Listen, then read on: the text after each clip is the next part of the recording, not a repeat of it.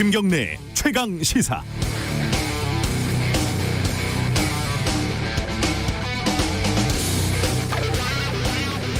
같이 사는 아이가 자가격리에 들어가니까 이 3차 대유행이라는 게 실감이 됩니다. 뭐 즉석 밥에 즉석 육개장, 짜장라면에 참치까지 예상보다 고급스러운 구성의 고식량을 보니까 잠시 기분이 좋았지만 이거 장난이 아니구나. 전쟁터 한복판에 있는 듯한 아찔한 느낌도 언뜻 들었습니다. 그런데 가만 보니까요, 방역당국이 자가격리 관리하는 게 참 허술합니다. 체온 재서 가끔 보내고 확인 전화 받고 그러면 사실 끝이에요. 누가 나쁜 맘 먹고 밖에 나가서 산책하고 사람 잠깐 만나고 집에 친구들 불러다가 파티를 해도 사실 완벽하게 막을 방법은 없는 거죠. 방역당국이 잘못하고 있다 이런 말씀이 아니라 이게 어쩔 수 없는 한계가 있다는 거죠. 감옥에 가둘 수도 없고 1대1로 24시간 감시할 수도 없는 노릇이니까요. 그럼 남은 건 자발적인 거리두기밖에 없습니다. 누가 감시해서가 아니라 나와 공동체의 안전을 위해서 스스로 거리를 두는 것. 지금 중대본, 중수본, 방대본 어쩌고 저쩌고 하는 이 코로나19 방역이라는 거창한 시스템은 여전히 이 자발성의 상당 부분 기댈 수밖에 없습니다. 이게 무너지면 끝인 거죠, 진짜로. 내일부터 수도권에 2.5단계가 발령이 됩니다. 1, 2차 유행과 차원이 다르다. 타이밍이 늦었다. 지금이라도 3단계 가야 된다. 여러 가지 말들이 나오고 있습니다. 냉정하게 논의하고 단호하게 결정해야 할 시간들입니다. 하지만 우리가 유럽, 미국 이쪽으로 가느냐 마느냐는 상당 부분 우리가 스스로 결정합니다.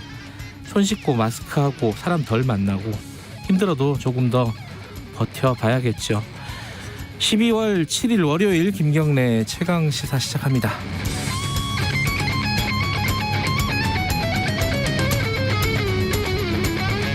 김경래 최강 시사는 유튜브 라이브 열려 있습니다. 실시간 방송 보실 수 있고요. 문자 참여 기다립니다. 샵 9730으로 보내주시고요. 짧은 건 50원, 긴 건 100원입니다. 스마트폰 콩 이용하셔도 좋고요. 자, 1부에서는 부동산 정책, 오늘은 여당 쪽 의견 좀 들어보겠습니다. 더불어민주당 진성준 의원 준비되어 있고요. 2부에서는 민주당의 박성민 최고위원, 국민의힘 이준석 전 최고위원, 젊은 정치인들과 함께하는 정치 사이다 준비되어 있습니다.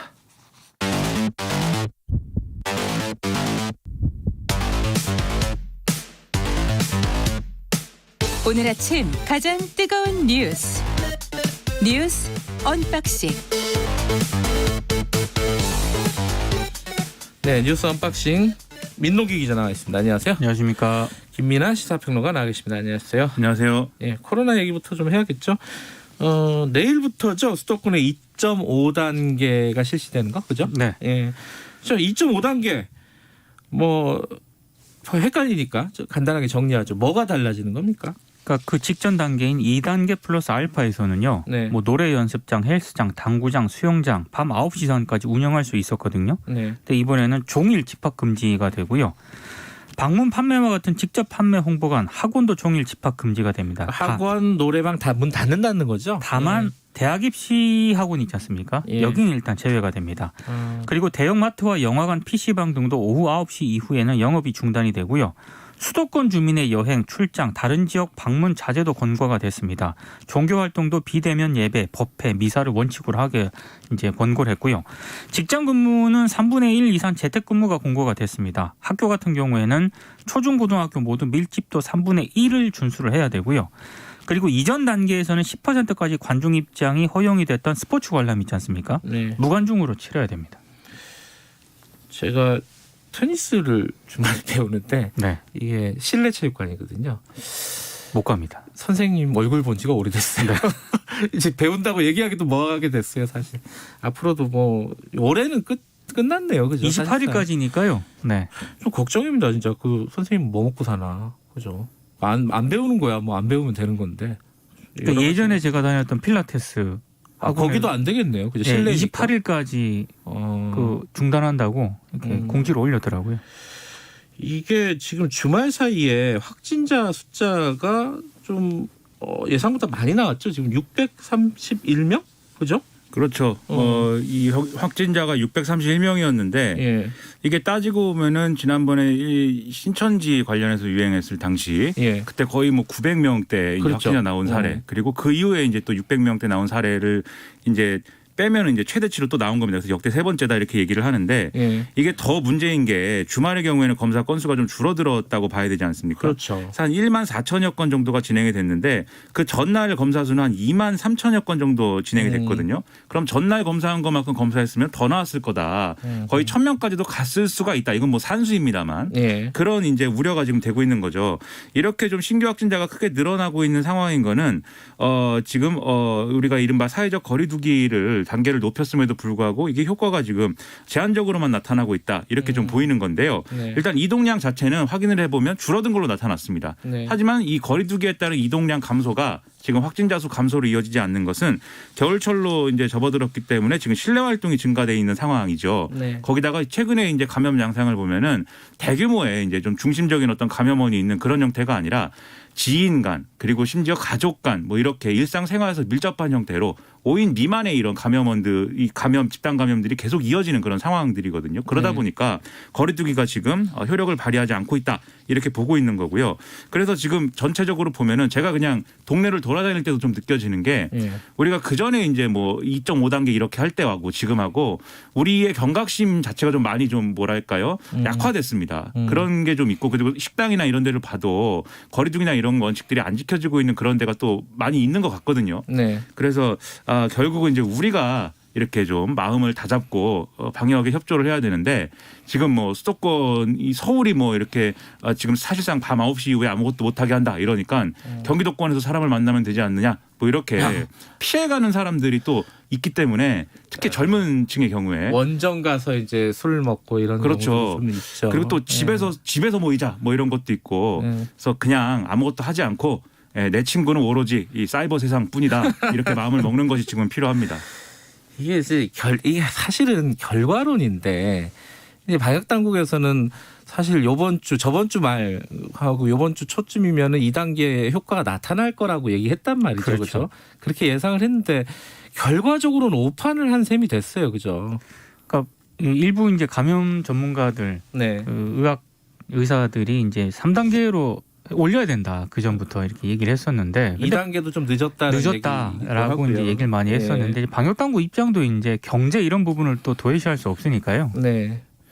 경제도 경제지만 네. 만약에 3단계를 도입을 했을 경우에 그러면 3단계까지 격상했을 경우에 우리가 쉽게 얘기하면 뭐 전체주의 국가처럼 할 수 있느냐. 우리 자신들이 방금도 말씀드리지 않았습니까? 사각지대를 계속 찾아서 이렇게 뭐 일상활동을 어떻게든 영위하고 싶다. 그리고 자영업자들도 이 단계는 우리가 감당을 못하기 때문에 음성적으로라도 영업을 하고 싶다. 뭐 이렇게 돼버리면 방역의 효과는 사실 나지 않는 거거든요. 아무리 뭐 3단계가 아니라 뭐 그 윗 단계는 없습니다만 제가 뭐 비유적으로 얘기해서 뭐 10단계를 할지라도 네. 안 되는 건 안 되는 겁니다. 그렇기 때문에 결국은 이러한 훌륭한 이제 라디오 방송 이런 데서 국민들의 경각심을 일깨워주는 것이 가장 지금 필요한 상황입니다.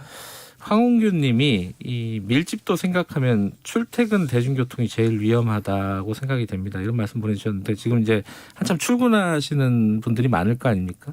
저도 항상 그 생각은 들어요. 야, 출퇴근 이거는 어떻게 해야 되냐. 근데 이제 뭐 먹고 사는 부분에 완전히 셧다운 할 수는 없다. 이게 이제 판단일 것이고.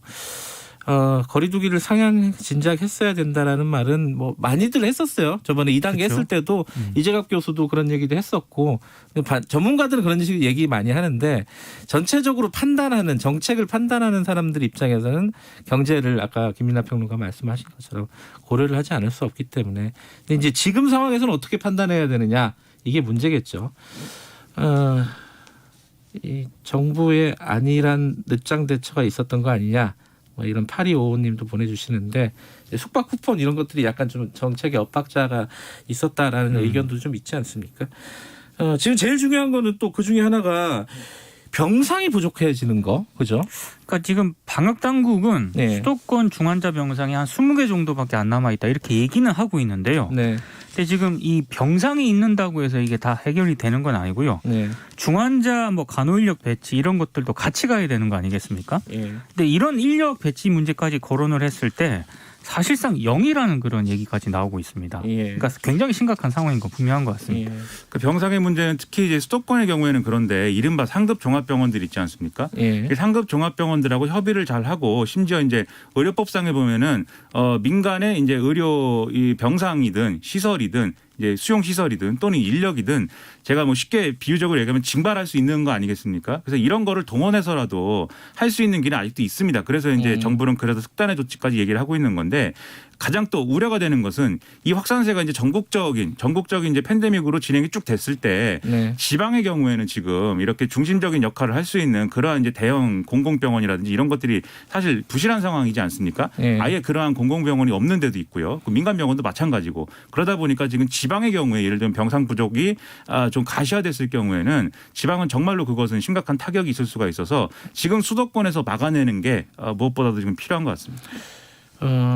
제야의 종소리가 올해는 이제 행사를 하지 않는다, 온라인으로만 한다 이런 얘기가 있어요, 그죠? 그러니까 타종 장면하고 소리를 담은 영상을 제작해서 방영 배포한다는 건데요. 네. 근데 이제 타종 행사만 열리지 않는 것뿐이고요. 사람들이 모일 가능성도 있는 거 아니겠습니까? 그러니까 그런 부분에 대해서는 지금 방역 대책을 준비를 하고 있다고 합니다. 예. 자, 출근길에 마스크 잘 쓰시고 지금 잘 하고 있긴 있는데, 그죠? 지금 뭐 방법이 거리두기 말고는 없다고 하니까요. 그죠? 그렇죠. 예. 예. 집에 있어야 됩니다, 무조건. 예. 저도 여기로 왔지만 집에 있어야 됩니다. 마스크 쓰고 하고 있지 않습니까? 예. 그렇죠. 네. 자, 다른 소식도 좀 알아보죠. 저 법조란다. 이 법무부하고 이 어디야? 저희 검찰하고 이 그게 끝나지 않은 얘기예요. 더 이상 생각하기가 싫으신가 봐요. 이름이 생각이 안 날 정도로. 검찰이라는 단어가 생각이 안 나네. 자, 오늘 법관 대표회의가 있는데 이거는 지금 상황하고 무슨 관계가 있는 거예요? 이거는 저기 사법부 얘기 아니에요, 그죠? 그렇죠. 법관 예. 대표자 회의라는 게 있습니다. 그래서 한 1년에 2번 정도 법관들의 대표적인 인물들이 모여서 한 125명 정도가 모인다고 하는데 예. 그 사법부와 관련된 이런저런 중요한 내용들이 이제 논의를 하는 자리입니다. 그래서 이게 나름대로 절차가 있어서 이걸 하기 전에 뭐 안건도 이제 결정을 하고 이 안건에 대해서 우리가 공동 입장을 모을지 말지 이런 게 결정을 하는데 지금 핵심적으로 관심이 모아지고 있는 것은 윤석열 검찰총장과 이 대검이 소위 말하는 판사들의 뭐 성향을 파악하고 농구를 잘하는지 여부 뭐 이런 것들을 파악한 그 문서를 만들었다. 이것 때문에 이제 지금 사법부 내에서 판사들이 이거는 우리가 입장을 내야 되는 거 아니냐 이런 글들을 또 사법부 내에 게시판이 있어요. 예. 뭐 코트넷입니까?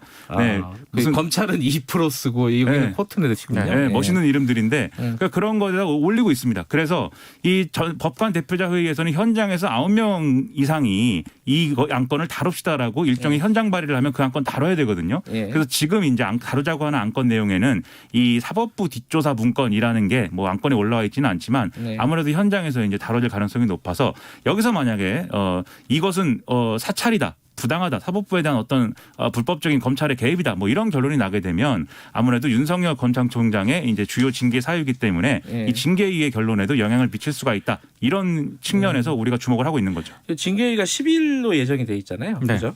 이제 윤석열 총장 측에서는 그 징계위와 관련해서 헌법 소원을 냈다. 이건 왜 헌법 소원을 내게 되는 겁니까? 이게 이제 두 가지를 냈는데요. 예. 검찰총장 징계 절차와 관련한 검사 징계법이 있거든요. 예. 이 조항을 보면 법무부 장관이 징계위원 7명 가운데 검사 2명하고 외부 전문가 2명, 4명을 징계위원으로 이제 정할 수 있지 않습니까? 네. 이게 공정성을 보장받을 수 없다. 이러면서 이제 헌법 소원을 했고요. 그리고 또 하나를 낸 게 헌법 소원 결과가 나올 때까지 검찰총장 징계 절차를 중단해달라. 효력 정지 신청도 제기를 했습니다. 그러니까 이게 일반적인 검사를 징계할 때면 검사를 징계한다고 할 때는 뭐 이 법이 그렇게 뭐 중요하지 않을 수 있는데 예. 뭐 문제는 검찰총장을 징계할 경우에 검찰총장 징계 청구는 법무부 장관이 하는 건데 네. 그 법무부 장관이 징계위원까지 다 사실상 이제 선정을 한다고 하면 이게 사실상 뭐 기소한 사람이 재판하는 거 아니냐 이런 취지로 윤석열 검찰총장은 문제 제기를 하고 있는 건데요. 그래서 이게 사실은 또 이 법은 또 더불어민주당이 또 개정할 예정이다라는 보도도 또 나오고 있어서 이 개정하기 전에 다 속전속결로 처리하는 거 아니냐라는 의심도 윤석열 총장 측에서는 하는 것 같은데 그러면 사실 지금 헌법 청구를 한 게 이 지금 이제 헌법 소원을 낸 게 인용이 될 것이냐, 네. 효력정지가 인용이 될 것이냐 여기에 대해서 법 쪽에는 뭐 그것은 어렵다라고들 많이 생각하고 있는 것 같습니다. 그럼 어려운 일을 윤석열 검찰총장은 왜 하는 것인가? 그렇죠. 네, 이게 좀 의문인데 왜 첫째는 이른바 이제 침대 축구 아니냐라는 의심이 있어요. 침대 축구. 네, 그래서 좀 시간 벌기를 하면서 징계일이 사실상 뭐 이렇게 하나만한 뭐 계속 일정이 늘어지고 뭐 이런 방향으로 가는 거 아니냐 이런 의심이 있고 또 하나는 어차피 이런 식으로 해서 징계 결정은 중징계가 나올 것으로 예상을 하고 이후에 이제 쟁송을 진행을 할 것인데 이 쟁송을 진행하는 과정에 내가 이것은 계속 부당하다고 주장을 했고 그 부당하다는 차원에서 이러저러한 법적 대응도 했다라는 것을 근거로 제기하기 위해서 지금 근거를 차곡차곡 쌓아나가고 있는 것이다라는 시각도 있습니다. 근데 법무부 차관 새로 임명된 사람이 이용구 차관이잖아요. 네. 근데 거기 이용구 차관에 대한 말들이 뭐 많이 나오는 것 같아요. 어떤 얘기들이 지금 나오고 있습니까? 그러니까 지난달 중순인데요. 예. 박은정 법무부 감찰 담당관이 그 박상기 전 법무부 장관을 면담 조사를 했거든요. 그건 아마도 언론사죠. 윤석열 총장이 방상훈 조선일보 사장을 만난 그 의혹에 대한 조사였겠죠 아마. 그러니까 언론 사주 회동한 예. 그런 부분에 대해서 아마 좀 면담 조사를 한 것 같은데요. 예. 근데 이용구 그 차관 개인 변호사 사무실에서 이제 이 조사를 했다라는 겁니다. 왜 거기서 해요, 근데? 그 모르겠습니다. 그 이용구 차관 얘기가 예. 변호사 사무실 방 3칸 가운데 한 칸을 지난 8월부터 박상기 전 장관이 사용을 했고 조사 당시 자신은 사무실이 없었고 박 담당관이 박 전 장관을 조사하는 것도 몰랐다 이렇게 해명을 했는데 이게 이제 지난 토요일 상황이거든요. 예. 그러니까 오늘 조선일보가 또 새로운 의혹을 제기한 게요. 그러면 이거 김영란법 위반이다 이렇게 지적을 한 겁니다. 이게 왜냐하면 전체 사무실 임차료가 월 300만 원 정도인데 예. 박 전 장관이 방 3개 중 하나를 지난 8월부터 사용을 했다면 4개월 동안 한 400만 원 정도 혜택을 본 거 아니냐. 이거 김영란법 위반 소지가 있다 이렇게 의혹을 그러니까 제기를 한 겁니다. 이 얘기의 맥락이 뭐냐면 이전에 이제 텔레그램 메시지 얘기도 있는데 예. 그것까지 포함해서 말씀드리면 이용구 차관이 변호사이던 시절부터 네. 윤석열 총장을 뭔가 징계해서 뭐 날려버리기 위한 여러 가지 일들에 개입한 거 아니냐라는 지금 의혹을 제기하고 있는 겁니다. 그렇기 때문에 자신의 방 3칸 중에 변호사 사무실에 방이 3칸이나 돼요. 이 방 3칸 중에 박상기 법무부 장관 한 칸을 쓰고 있는데 네. 박은정 감찰관이 와서 이걸 조사할 수 있도록 이제 해준 상황에 개입을 한 거 아니냐 이런 의혹이 하나가 있는 것이고 텔레그램 의혹은 이제 그 이용구 차관이 법사에 출석한 자리에서 텔레그램으로 무슨 얘기를 하고 있는 이 내용이 찍혔는데 늘 이런 걸 찍혀요. 텔레그램을 하면 하지 마세요 텔레그램을. 근데 여기에 보면은 여러 사람이 얘기를 하고 있는데 한 명은 법무부 정책 보좌관인 것 같고 법무부 네. 장관 정책 보좌관인 것 같고 한 명은 이종근 이라는 이름으로 저장돼 있는 사람이 윤석열 총장이 앞서 말씀드린 헌법소원한 기사를 놓고서는 이것은 어떤 의미다라는 논의를 막 하고 있는 그런 장면이 찍힌 겁니다. 그런데 이종근 이라는 이름을 쓰는 사람은 대검 형사부장인 걸로 지금 추정이 되는데 왜냐하면 이종근 검사가 뭐 대검 형사부장이니까요. 그럴 경우에는 이 사람은 이제 감찰 업무와는 아무 상관이 없는 사람이기 때문에 네. 이것도 무슨 윤석열 총장을 날리기 위한 나름의 비선 조직 비슷하게 형성이 돼 있는 거 아니냐라는 의심을 갖고 있는 거고 이 얘기를 다 종합하면 윤석열 총장이 징계위에서 징계위원을 뭐랄까요 그 기피 신청하는 데 있어서 역시 이용구 차관도 기피 신청을 하고 싶다 이 얘기로 연결될 수 있는 그런 의혹들이 지금 제기가 된 윤 겁니다. 총장 쪽에서는 이용구 차관하고요 심재철 법무부 검찰국장에 대해서는 기피 신청을 내겠다라고 밝혔기 그렇죠. 때문에 아마 이런 부분들이 좀 인용이 될 가능성이 있는 거죠. 알겠습니다. 이 공수처 어떻게 되는가 이거는 뭐 오늘 얘기할 시간이 여러 군데서 있을 겁니다. 오늘 여기까지 하죠. 뉴스 언박싱 민동기 기자 김민아 시사평론가였습니다. 두 분 고맙습니다. 고맙습니다. 김경래 최강시사 듣고 계시고요. 지금 시각은 7시 38분입니다. 날씨 정보입니다. 오늘 큰 눈이 내린다는 대설이란 절기입니다. 산간 지역을 제외하고는 시기적으로 큰 눈이 내리는 경우 폭 드문데요. 오늘 전라동부 지역에서는 지형적인 영향으로 1cm 안팎의 눈이 예상됩니다. 교통안전에 유의하셔야겠습니다. 오늘 낮부터 공기가 차가워집니다. 바람도 강해지고 기온도 내려가겠습니다. 어제도 그렇고 오늘 아침에도 그리 춥지는 않습니다. 서울의 기온이 현재 4.5도를 나타내고 있습니다. 오늘 전국적으로 구름이 많이 끼겠습니다. 다만 충남과 호남 서해안, 경상 내륙 쪽으로는 해기차에 의해서 눈발이 날리거나 비가 조금 내릴 수 있겠습니다. 아주 적은 양이 되겠습니다. 오늘 낮 최고 기온 서울 5도, 세종, 광주 7도, 대구 10도 등으로 어제보다 낮겠습니다. 오늘 낮부터 북서쪽에서 찬 공기가 남하하겠습니다. 영동과 서해안 쪽에 바람이 강해지겠고요. 내일은 서울의 아침 기온이 영하 4도로 추워지겠습니다. 오늘 경기 경기와 충북 오전에 미세먼지 농도 매우 나쁨 단계고요. 대부분 지역의 공기가 오늘 좋지 않겠습니다. 지금 서울의 기온은 4.5도고요. 날씨였습니다. 다음은 이 시간 교통 상황 알아보겠습니다. KBS 교통정보센터의 임초희 씨입니다. 네, 이 시각 교통정보입니다. 현재 경부고속도로 서울 쪽은 북천안에서 밀리기 시작하는데요. 북천안 진출로 갓길에서 고장난 차를 처리하고 있습니다. 이후 수원 부근, 판교부터 반포까지 정체고요. 서해안고속도로 목포 방향은 순산터널 부근에서 비봉 쪽으로 14km 구간 정체 이어졌습니다. 수도권 제일순환고속도로 구리에서 판교 쪽으로는 남양주부터 광암터널 부근, 송파에서 성남 요금소까지 차가 많고요. 서울시내 올림픽대로 공항 방향과 강변북로 일산 방면 모두 강동대교부터 한강대교 쪽으로 제속도 못 내고 있습니다. KBS 교통정보센터에서 임초희였습니다. 최강 시사.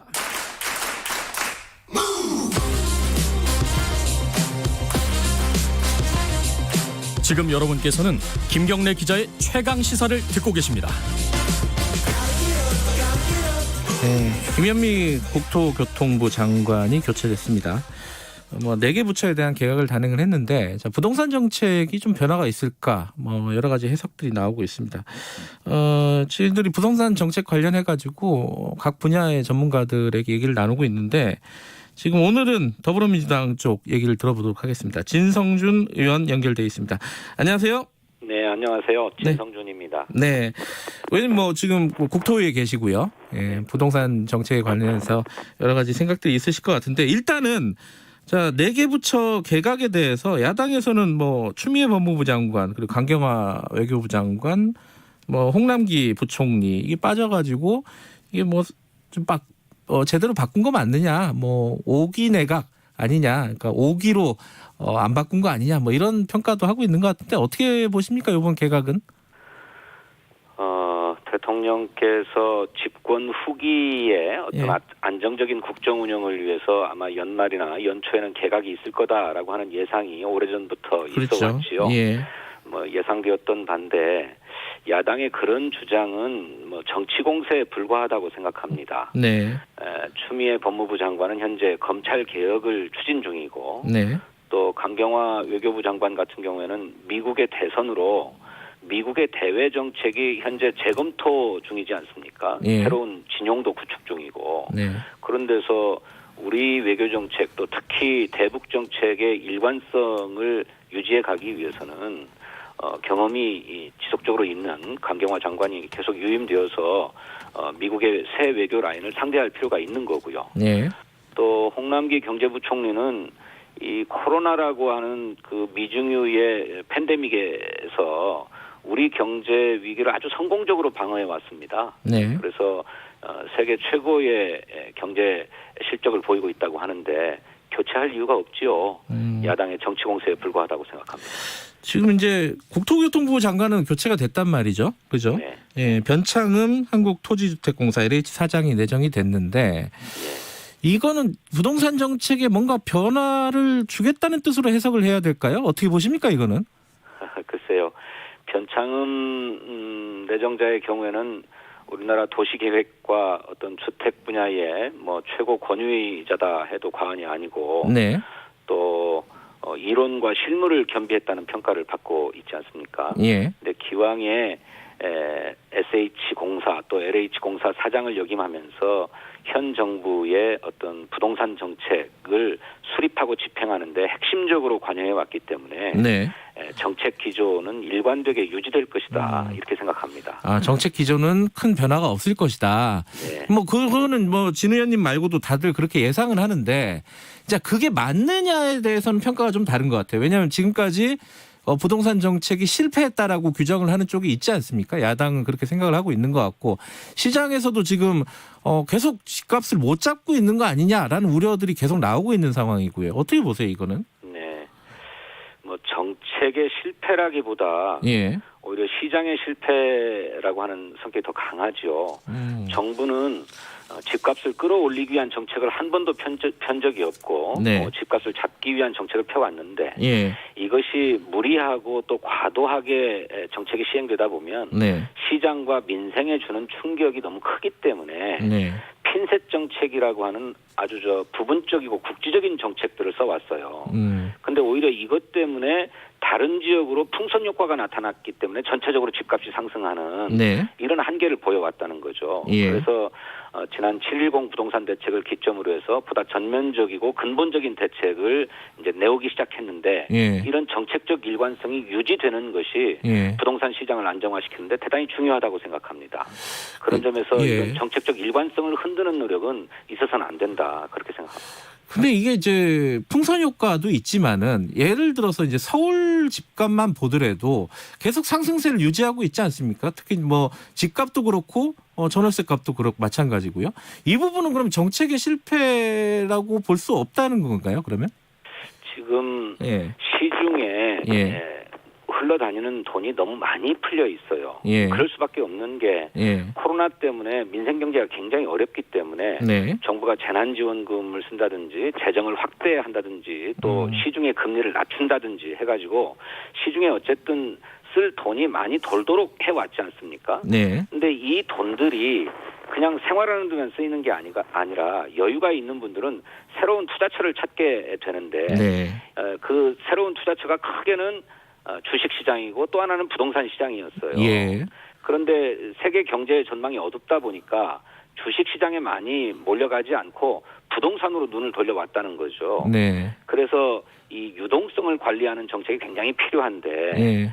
지금 경제 상황을 고려하면 당장의 금리를 올릴 수는 없습니다만 네. 저는 금리를 적정하게 올리는 방안에 대해서도 이제 검토할 때가 왔다 이렇게 생각합니다. 그래서 시중 유동성을 조절하면서 예. 이 시중의 돈이 부동산으로 몰리지 않고 생산적인 곳으로 흘러가도록 유도할 필요가 있다는 거죠. 예. 근데 이것은 정책의 잘못이 아니라 시장 상황이 그래 왔다라고 하는 점을 다시 한번 말씀드리고 싶습니다. 근데 이제 저희들이 지난주에 윤희숙 의원 국민의힘 윤희숙 의원을 인터뷰를 했는데 결국은 수급의 문제 아니냐 부동산은. 그래서 공급이 부족한 부분을 어떻게 해결할 것인가를 정부가 구체적인 계획을 밝혀야 되는데 이거를 땜질식으로 해왔다 이런 취지로 얘기를 했단 말이에요. 이 공급 부족에 대해서는 어떻게 생각하십니까? 그분들이 늘 하는 얘기가 예. 시장을 이기려고 해서는 안 되고 예. 시장이 수요와 공급 법칙으로 작동하는 거니까 공급을 늘리면 된다는 얘기를 그냥 앵무새처럼 말씀을 하고 계셔요. 예. 뭐 일리가 있는 얘기이지만 예. 그럼에도 불구하고 부동산 시장이라고 하는 것이 반드시 수요와 공급 법칙이 그대로 작동하는 시장은 아니라는 것입니다. 네. 잘 아시는 것처럼 집이나 아파트라고 하는 것이 마음 먹은 대로 마구 뭐 만들어낼 수 있는 것입니까? 그렇게 만들어서 충분히 공급하고 싶어도 뭐 토지의 제약이나 기간이 많이 걸리는 문제 때문에 제대로 안 되는 게 사실이거든요. 네. 아파트나 주택은 그런 성격을 갖고 있는 것인데 예. 자꾸 공급만 늘리면 해결된다는 식으로 얘기해 왔어요. 예. 실제로 지난 20년 동안 우리나라의 주택 공급은 1,000만 채가 이루어졌습니다. 네. 그래서 주택 보급률이 이제 가구 수를 상회하는 104% 5%까지 도달한 시점이에요. 네. 그런데 자가 보유율은 아직 58%에 불과하거든요. 예. 1,000만 채를 공급해도 주택을 가지고 있는 사람들이 또 주택을 소유하고 있지 네. 무주택자들에게 가고 있지 않은 것이 부동산 시장의 현실입니다. 예. 이런 현실을 도외시하고 무조건 공급만 늘리면 집값이 안정될 것처럼 또 무주택 서민들이 집을 가질 수 있는 것처럼 얘기하는 것은 부동산 시장을 제대로 얘기하는 게 아니죠. 예컨대 이제 그 공급 문제를 얘기하면은 항상 재건축, 재개발 규제 완화 얘기를 꺼내잖아요. 네. 근데 이게 이제 그런 얘기입니다. 이게 서울 시내 좋은 자리에 입지가 좋은 곳에 수요가 분명히 있는데 그 수요를 막았기 때문에 이 문제가 생기는 거 아니냐. 그래서 재건축, 재개발 그 규제를 좀 풀어야 되는 거 아니냐. 이게 이제 그 야당의 주장이란 말이죠. 네. 이 부분도 그러면 전혀 고려의 대상은 아니다라는 말씀이신가요? 재개발, 재건축을 해야 합니다. 예. 뭐 고밀도 개발도 해야 되고 해야 예. 되는데 해야 되는데. 예. 문제는 이 재개발, 재건축으로 그간의 집값이 계속 뛰어 올라왔어요. 예. 왜냐하면 재개발, 재건축을 원하는 분들이 자신들의 필요에 의해서도 높은 가격으로 분양되어야만 하거든요. 네. 그러니 이 재개발, 재건축으로 인한 개발 이익을 공공이 환수하는 방안을 적극적으로 강구해야 됩니다. 그래서 지금 나오는 게 재개발 재건축을 하되 공공이 주도하고 공공이 참여함으로써 네. 개발 이익을 사회가 환원해 갈 수 있도록 하는 체제를 갖춰야 된다라고 예. 해서 공공주도 재개발 재건축 정책을 내놓았는데 예. 이것이 자기 이익이 떨어진다고 해가지고 이익이 크지 않다고 해가지고 뭐 공공 재개발 재건축에는 참여하지 않겠다는 것이 일부 강남에서 나타나고 있는 행태 아닙니까? 네. 그런데 최근에 이 공공 재개발과 공공 재건축을 추진할 필요가 있다라고 하는 데에 대한 공감이 확산되면서 네. 또 일부에서는 적극적으로 나서고 있는 상황이에요. 예. 그래서 재개발 재건축을 무조건 허용한다고 해서 능사가 아니고 예. 그것이 주택 가격 상승으로 또 다른 요인으로 작동하지 않도록 네. 적절하게 관리해가면서 추진해 나갈 필요가 있다고 생각합니다. 지금 전세값도 계속 문제가 되고 있지 않습니까? 네. 상승세를 계속 유지하고 있는데 이게 임대차 3법 때문이 아니냐라는 시각이 있습니다. 이게 내년 봄쯤이면 안정화될 거다. 이게 김현미 장관의 얘기였는데 이 시각에 대해서는 동의하십니까? 그것도 좀 정확히 볼 필요가 있는데요. 예. 주택 임대차 보호법으로 인해서 이제 전세나 월세를 살던 분들이 기존에 2년만 살 수 있었던 데서 네. 4년간 살 수 있도록 늘어났지 않았습니까? 예. 그래서 실제로 계약 갱신이 한 70% 가까이 이루어지고 있어서 예. 대부분의 세입자들은 주거 안정의 효과를 봤습니다. 네. 그런데 신규로 집을 얻어야 되는 분들의 경우에는 그렇게 계약갱신이 이루어지니까 시장에 매물도 나오지 않고 그렇죠. 또 기왕에 주택값이 많이 올랐기 때문에 그 집을 가지신 분들이 전세나 월세를 내놓을 때도 높은 가격으로 내놔가지고 예. 집값을 따라가는 현상이 나타나서 최근에 뭐 전세 대란이라는 얘기가 나오고 있는 거죠. 예. 근데 저는 이것은 일시적인 현상일 거라고 생각합니다. 정부가 기왕에 전세 매물을 확대하기 위한 대책도 내놓았고 네. 또 이제 새롭게 도입한 임대차 보호법이 시장에 이렇게 정착되어 가면서 네.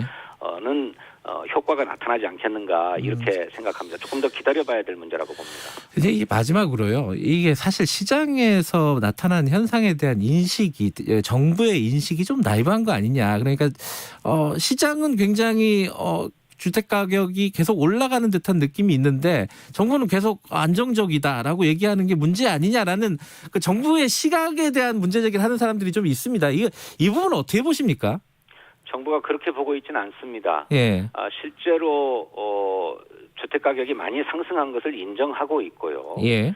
그 때문에 우리 서민들의 주거 안정이 크게 흔들리고 있다라고 하는 점은 인정해요. 인정한다. 예. 예, 그래서 이제 이것을 어떻게 할 거냐라고 예. 하는 점을 얘기하는 건데 아까도 말씀드렸던 것처럼 그간의 정부의 정책이 시장에 미칠 파장 또 민생에 미칠 부정적인 여파들을 고려해서 네. 핀셋 대책을 구사하다 보니까 예. 근본적인 대책은 못 되었다라고 하는 한계가 있으니 예. 이제부터는 조금 더 전면적이고 광역화된 정책을 구사해야 되겠다라고 생각하고 있는 거죠. 예. 그 전면적인 대책을 준비하고 계신다 이런 말씀이신 건가요? 그렇게 해왔고 예. 또 이제 그 큰 틀은 잡혔으니까 네. 이제 부분적으로 나타나는 폐단들을 막기 위한 부분적인 손질들을 해가야죠.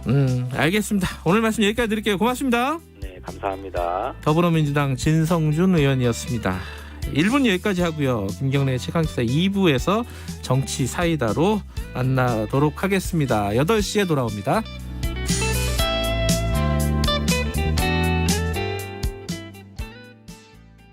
6개월 동안은 생활비 걱정 안 했어요. 알바하면서 취업 준비, 그거 장난 아니거든요. 그래서 드립니다. 팔로우 유어 드림. 저소득 구직자, 청년 신규 실업자 등 취업 취약계층 대상으로 취업 지원과 소득 지원을 한 번에 2021년 1월 1일 국민 취업 지원 제도를 확인하세요. 어렵게만 느껴졌던 공공기관 입찰을 중소벤처기업부가 지원합니다. 기술만 있는 회사가 큰 공장이 있는 회사와 힘을 합치고 기존 제품은 대기업 신기술로 더 스마트해지고 중소기업이 대기업과 손잡고 만든 제품으로 공공기관 입찰 참여가 쉬워집니다. 대기업과 중소기업이 동반 성장하는 공공조달 상생협력 지원 제도를 만나보세요. 디지털 경제로의 대전환 스마트 대한민국 중소벤처기업부가 만들어갑니다. 고장난 TV를 어떻게 버리지? 새 TV 사면서 수거해달라고 했어. 그럼 전자레인지는? 1599-0903 전화해서 무상 방문 수거 서비스 신청했지? 폐가전제품 분리배출 어려우셨죠? 재활용하면 자원이 되는 폐가전제품. 이제 1599-0903으로 무상 방문 수거 서비스 신청하세요. 버려지는 가전제품이 소중한 자원이 됩니다. 1599-0903 1599-0903. 이 캠페인은 그린 뉴딜을 선도하는 환경부와 한국환경공단이 함께합니다. 말 같은 말. 안녕하세요. 강원국입니다. 제가 아는 사람 중에 잘 써낸 글처럼 말하는 분이 있습니다. 문법에 어긋나거나 버려야 하는 군더더기가 하나도 없습니다. 고치고 고쳐서 정제된 글처럼요. 원래 말은 내뱉으면 끝입니다. 글처럼 다시 고칠 기회가 없습니다. 그것이 말의 약점이지요. 그런데 이 사람의 말은 받아 적으면 그대로 글이 됩니다. 이 사람이 누구냐? KBS 열린 토론을 진행하는 정준희 교수입니다. 아하. 사실 저는 저보다 똑똑한 분을 별로 좋아하지 않습니다. 하지만 닮고는 싶습니다. 이분처럼 말하고 싶지요. 방법이 없지는 않습니다. 그 하나는 충분히 생각해보고 말하는 것입니다. 머릿속으로 여러 번 퇴고하는 거죠. 말한 뒤에 생각해보는 방법도 있습니다. 복기한다고 하죠. 내 말을 모니터링하는 것입니다. 내가 한 말을 듣는 것처럼 하기 싫은 일도 없습니다. 하지만 말을 잘하기 위한 방법 중에 이것처럼 쉬운 일도 없습니다. 글을 퇴고하는 것처럼 말을 고쳐나가면 되니까요. 정 자기 말을 듣는 게 싫다면 말을 하면서 조금만 신경 쓰면 됩니다. 자기 말을 의식하고 의도적인 노력을 기울이는 것입니다. 실시간 모니터링을 하는 것이죠. 목소리와 발음은 적당한지, 과장되거나 사실과 다른 내용은 없는지 의식하며 말하는 겁니다. 저도 예전에는 이런 걸 전혀 의식하지 않았는데요. 말 같은 말을 녹음하면서 이런 것 하나하나에 신경 쓰게 됐습니다. 말에 신경을 쓰는 것과 그렇지 않은 것은 결코 거기서 거기가 아닙니다. 천양지차입니다. 글을 퇴고하듯 단점은 줄이고 장점을 늘리면 말솜씨도 늘어납니다. 강원국의 말 같은 말이었습니다. 말하기의 즉흥성을 뒤로하고 글쓰기의 신중함을 앞세우면 말이 단정해집니다.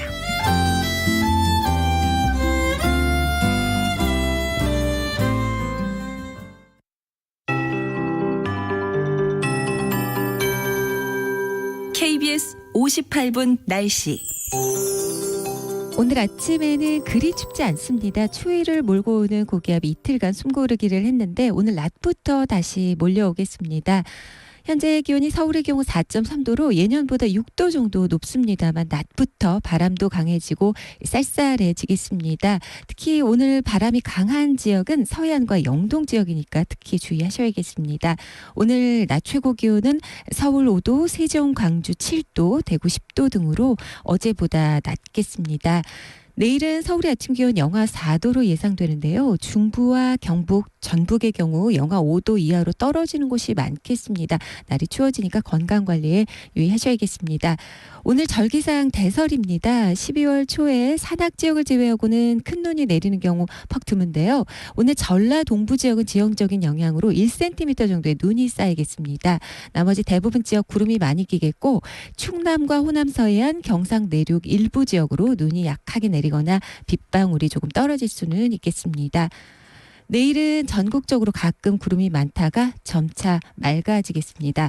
오늘 대부분 지역의 미세먼지 농도 나쁨 단계니까 주의가 필요하겠습니다. 특히 경기와 충북은 오전에 매우 나쁨 단계입니다. 지금 서울의 기온은 4.3도입니다. 강혜종입니다.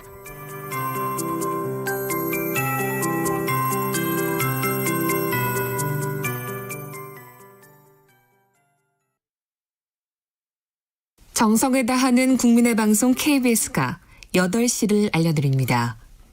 AM 711kHz, FM 97.3MHz, KBS 1라디오입니다. HLKA.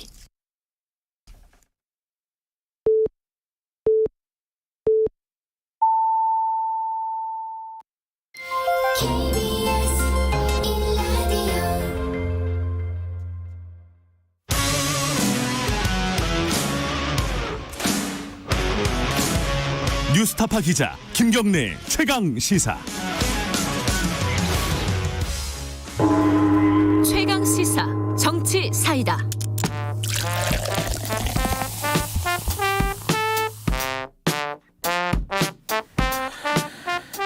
여의도 정치의 젊은 피 매주 월요일 여야 젊은 정치인들과 함께 전국의 현안을 들여다봅니다. 박성민, 이준석, 박성민의 정치 사이다. 두 분 모셨습니다. 더불어민주당 박성민 최고위원 안녕하세요. 네, 안녕하세요. 국민의힘 이준석 전 최고위원 안녕하십니까. 네, 안녕하세요. 유튜브 라이브 열려 있습니다. 유튜브에서 KBS 1라디오 치고 들어오시면 되고요. 문자 기다립니다. 샵 9730 짧은 건 50원 긴 건 100원이고요. 스마트폰 콩 이용하셔도 좋습니다. 자, 오늘 무슨 얘기부터 할까? 얘기할 게 너무 많은데 이거 다 못할 것 같은데 그죠? 항상 시간은 한정돼 있고 주제는 많고. 자, 짧고 굵게 한번 해봅시다. 일단 개각 얘기 잠깐 해볼까요? 일단은 개각 평가 이거는 뭐 여당 쪽에서는 특별히 평가할 내용이 별로 없을 것 같아요. 야당은 좀 할 말이 있는 것 같아요. 어떻게 보십니까? 4명 개각한 거. 그러니까 김현미 장관은 그러니까 임명할 때부터 정치인 장관으로서 정무적 감각이나 아니면 추진력을 평가받아가지고 이제 임명된 것인데 결과적으로 대실패. 한 거고 이제 사실상 교수 출신인 변창흠 장관 후보자로 이제 넘어가게 되는 건데 저는 사실 김현미 장관 같은 경우에는 부동산에 대한 본인의 철학이 뭔지가 정확하지 않았습니다. 아까 말했던 것처럼 정무적인 그런 면을 기대했던 건데 변창흠 후보자는 적어도 이제 공공 이제 임대나 아니면 공공주택 공급에 대해 가지고 SH공사 사장과 LH공사 사장했기 때문에 전문성과 더불어 가지고 전문성은 있죠. 관점이 있는 것 같아요. 그렇기 때문에 이게 그런데 어떤 일부 인사들은 뭐 더 매운맛이다 이렇게 표현하기도 하는데 저는 한번 지켜봐야 될 것 같습니다. 아직까지는 저희가 청문회를 하다 보면은 그런 정책적인 면에 대해서 좀 더 평가할 수 있을 거고요. 저는 주목했던 게 전해철 의원의 이제 장관 말타입니다. 행안부 장관. 이게 왜 그러냐면요. 우리 청취자분들이 이제 뭐 검찰 개혁 이러면 사실 좀 경기 일으킬 분도 있으시고 한데 지금 이분이 경찰 개혁 얘기를 할 거거든요. 근데 이제 하도 이제 윤석열 추미애 이 두 분 갈등이 심하다 보니까 경찰은 그러면 어떻게 바꾸겠다는 거냐에 대해서 국민들이 이해가 좀 적으신데 국가수사본부라는 걸 만들겠다는 겁니다. 그러니까 국가수사본부라는 게 경찰청 위에 사실 옥상옥 같이 있을 것 같은 그런 구조를 만들겠다는 건데 어디서 많이 본 거 아닙니까? 검찰 위에 뭐 사실상 고위공직 다루는 공수처를 두겠다라고 했던 것처럼 국가수사본부가 수사 사무를 전부 다 총괄하게 되는데 왜 이걸 만드느냐를 보면요. 그러니까 치안정감급이기 때문에 실질적으로는 경찰청장보다 아래입니다. 하지만 모든 지휘권을 가져가는 거죠. 그 말은 뭐냐면은 자 검찰총장을 왜 믿지 못했습니까? 민주당에서. 검찰은 검찰 나름대로의 본인들의 조직 문화가 있다고 판단했기 때문에 총장이 항상 검찰 출신이 된다라는 거였거든요. 자 경찰청장도 마찬가지입니다. 지금까지 대한민국 경찰청장은 전부 다 경찰 출신이었습니다. 그렇기 때문에 경찰청장을 다루는 것보다 이제 국가수사본부장을 다루는 것이 낫다 이렇게 판단하는 것인데 국가수사본부장은 공수처처럼 여러분이 예상하시는 것처럼 변호사, 검사, 판사 등 수사를 해본 사람이면은 누구나 또 임용이 가능합니다. 그렇기 때문에 사실상 경찰 조직에서 나온 경찰청장보다 본인들이 더 믿을 수 있는 국가수사본부장을 임명하겠다. 이런 의도를 관철시킬 것으로 보이고요. 저는 이번에 뭐 윤석열 추미애 갈등 중에 보면은 추미애 장관이 청와대와 뭐 들어가기도 하고 긴밀하게 소통하는 모습을 보여주면서 작전을 수행하는 모습 보여줬는데요. 전해철 의원이라고 하면은 추미애 장관보다 더 청와대에 가까운 인물입니다. 그렇기 때문에 이 경찰 개혁이라고 들고 나올 국가수사본부 설치에 대해 가지고 청와대와 교감 속에서 굉장히 강하게 밀어붙일 걸로 보입니다. 이 국가수사본부 같은 경우에는 이제 원래 그 설계 자체는 경찰이 비대하기 때문에 좀 불리하겠다라는 건데 오히려 거꾸로 보시는군요. 누가 그렇죠? 비대하게 만들었습니까? 또 직접 수사를 전부 다 경찰에서 담당하게 하면서 그리고 국정원의 정보 수집 기능이 사라지면서 정보를 알겠습니다. 수집하는 유일한 국가기관이 됐습니다. 너무 길었어요. 자, 박성민 최고위원 어떻게 생각하십니까? 일단은 뭐 경찰의 권한이 커진 거는 사실이죠. 이제 아무래도 검경 수사권 조정이라든지 이런 부분들에 대면서 경찰이 또 새로운 권한을 더 갖게 되는 것이고 그에 따른 뭐 여러 가지 고민들도 당연히 있는 것이 사실입니다. 근데 그 행안부 장관에 이제 우리 전해철 의원님이 가시게 된 거는 저는 좀 어떻게 봤냐면 이 행안부 자체가 좀 관할하는 그 폭이 좀 큰 편이잖아요. 뭐 법무부 얘기하셨지만 법무부랑 검찰의 관계를 얘기하셨지만 저는 행안부와 또 경찰의 관계는 조금 다른 측면이 있다고 봤고요. 다만 이제 행안부 장관의 전해철 의원이 가신 거에 대해서 저는 좀 이게 왜 어떻게 된 인사일까라는 생각을 했을 때는 앞서 말씀드린 것처럼 관할하는 이 공무원 집단이 굉장히 크고 그것이 사실은 국정을 좀 안정적으로 운영하는 데 있어서 굉장히 중요한 부분일 것이다. 그래서 뭐 공무원 사회에 대한 좀 대통령의 좀 그립감이 좀 필요했던 것이 아닌가라는 생각을 좀 했습니다. 그립감을 이제 나쁜 용어로 표현하면 장악입니다. 자, 경찰 개혁 관련해서는 오늘 뭐 본 주제로 다루다 보면 아마 시간 다 갈 것 같아갖고 요건 다음으로 좀 미루도록 하고요. 자, 추미애 장관은 교체할 타이밍은 아닌 거죠? 어떻게 보세요 지금? 뭐 제가 봤을 때는 타임라인 자체가 어그러졌거든요. 지난주에 저희가 징계위 관련해서 얘기했지만 아직도 징계위 구성이 좀 요원하다는 얘기가 들립니다. 그렇기 때문에 징계위가 조기에 결판나지 않을 경우에 추미애 장관이 빠질 수가 없습니다. 그러면 징계위 자체가 무산되는 것이거든요. 장관도 빠지게 되면은 그 구성권자가 빠지는 것이기 때문에 저는 그래서 어쩔 수 없이 추미애 장관은 유임이 한동안 될 것이다. 저는 이렇게 보고요. 다만 추미애 장관이 원래는 이제 올 초만 하더라도 서울시장이나 여러 가지 다른 정치적 후보로 갈 수 있다라는 분석이 있었는데요.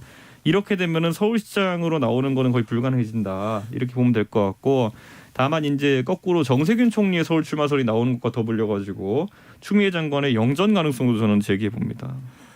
예? 영전 어디로요? 이분이 뭐 비서실장 했으면 총리 해야지 이제. 총리로요? 예.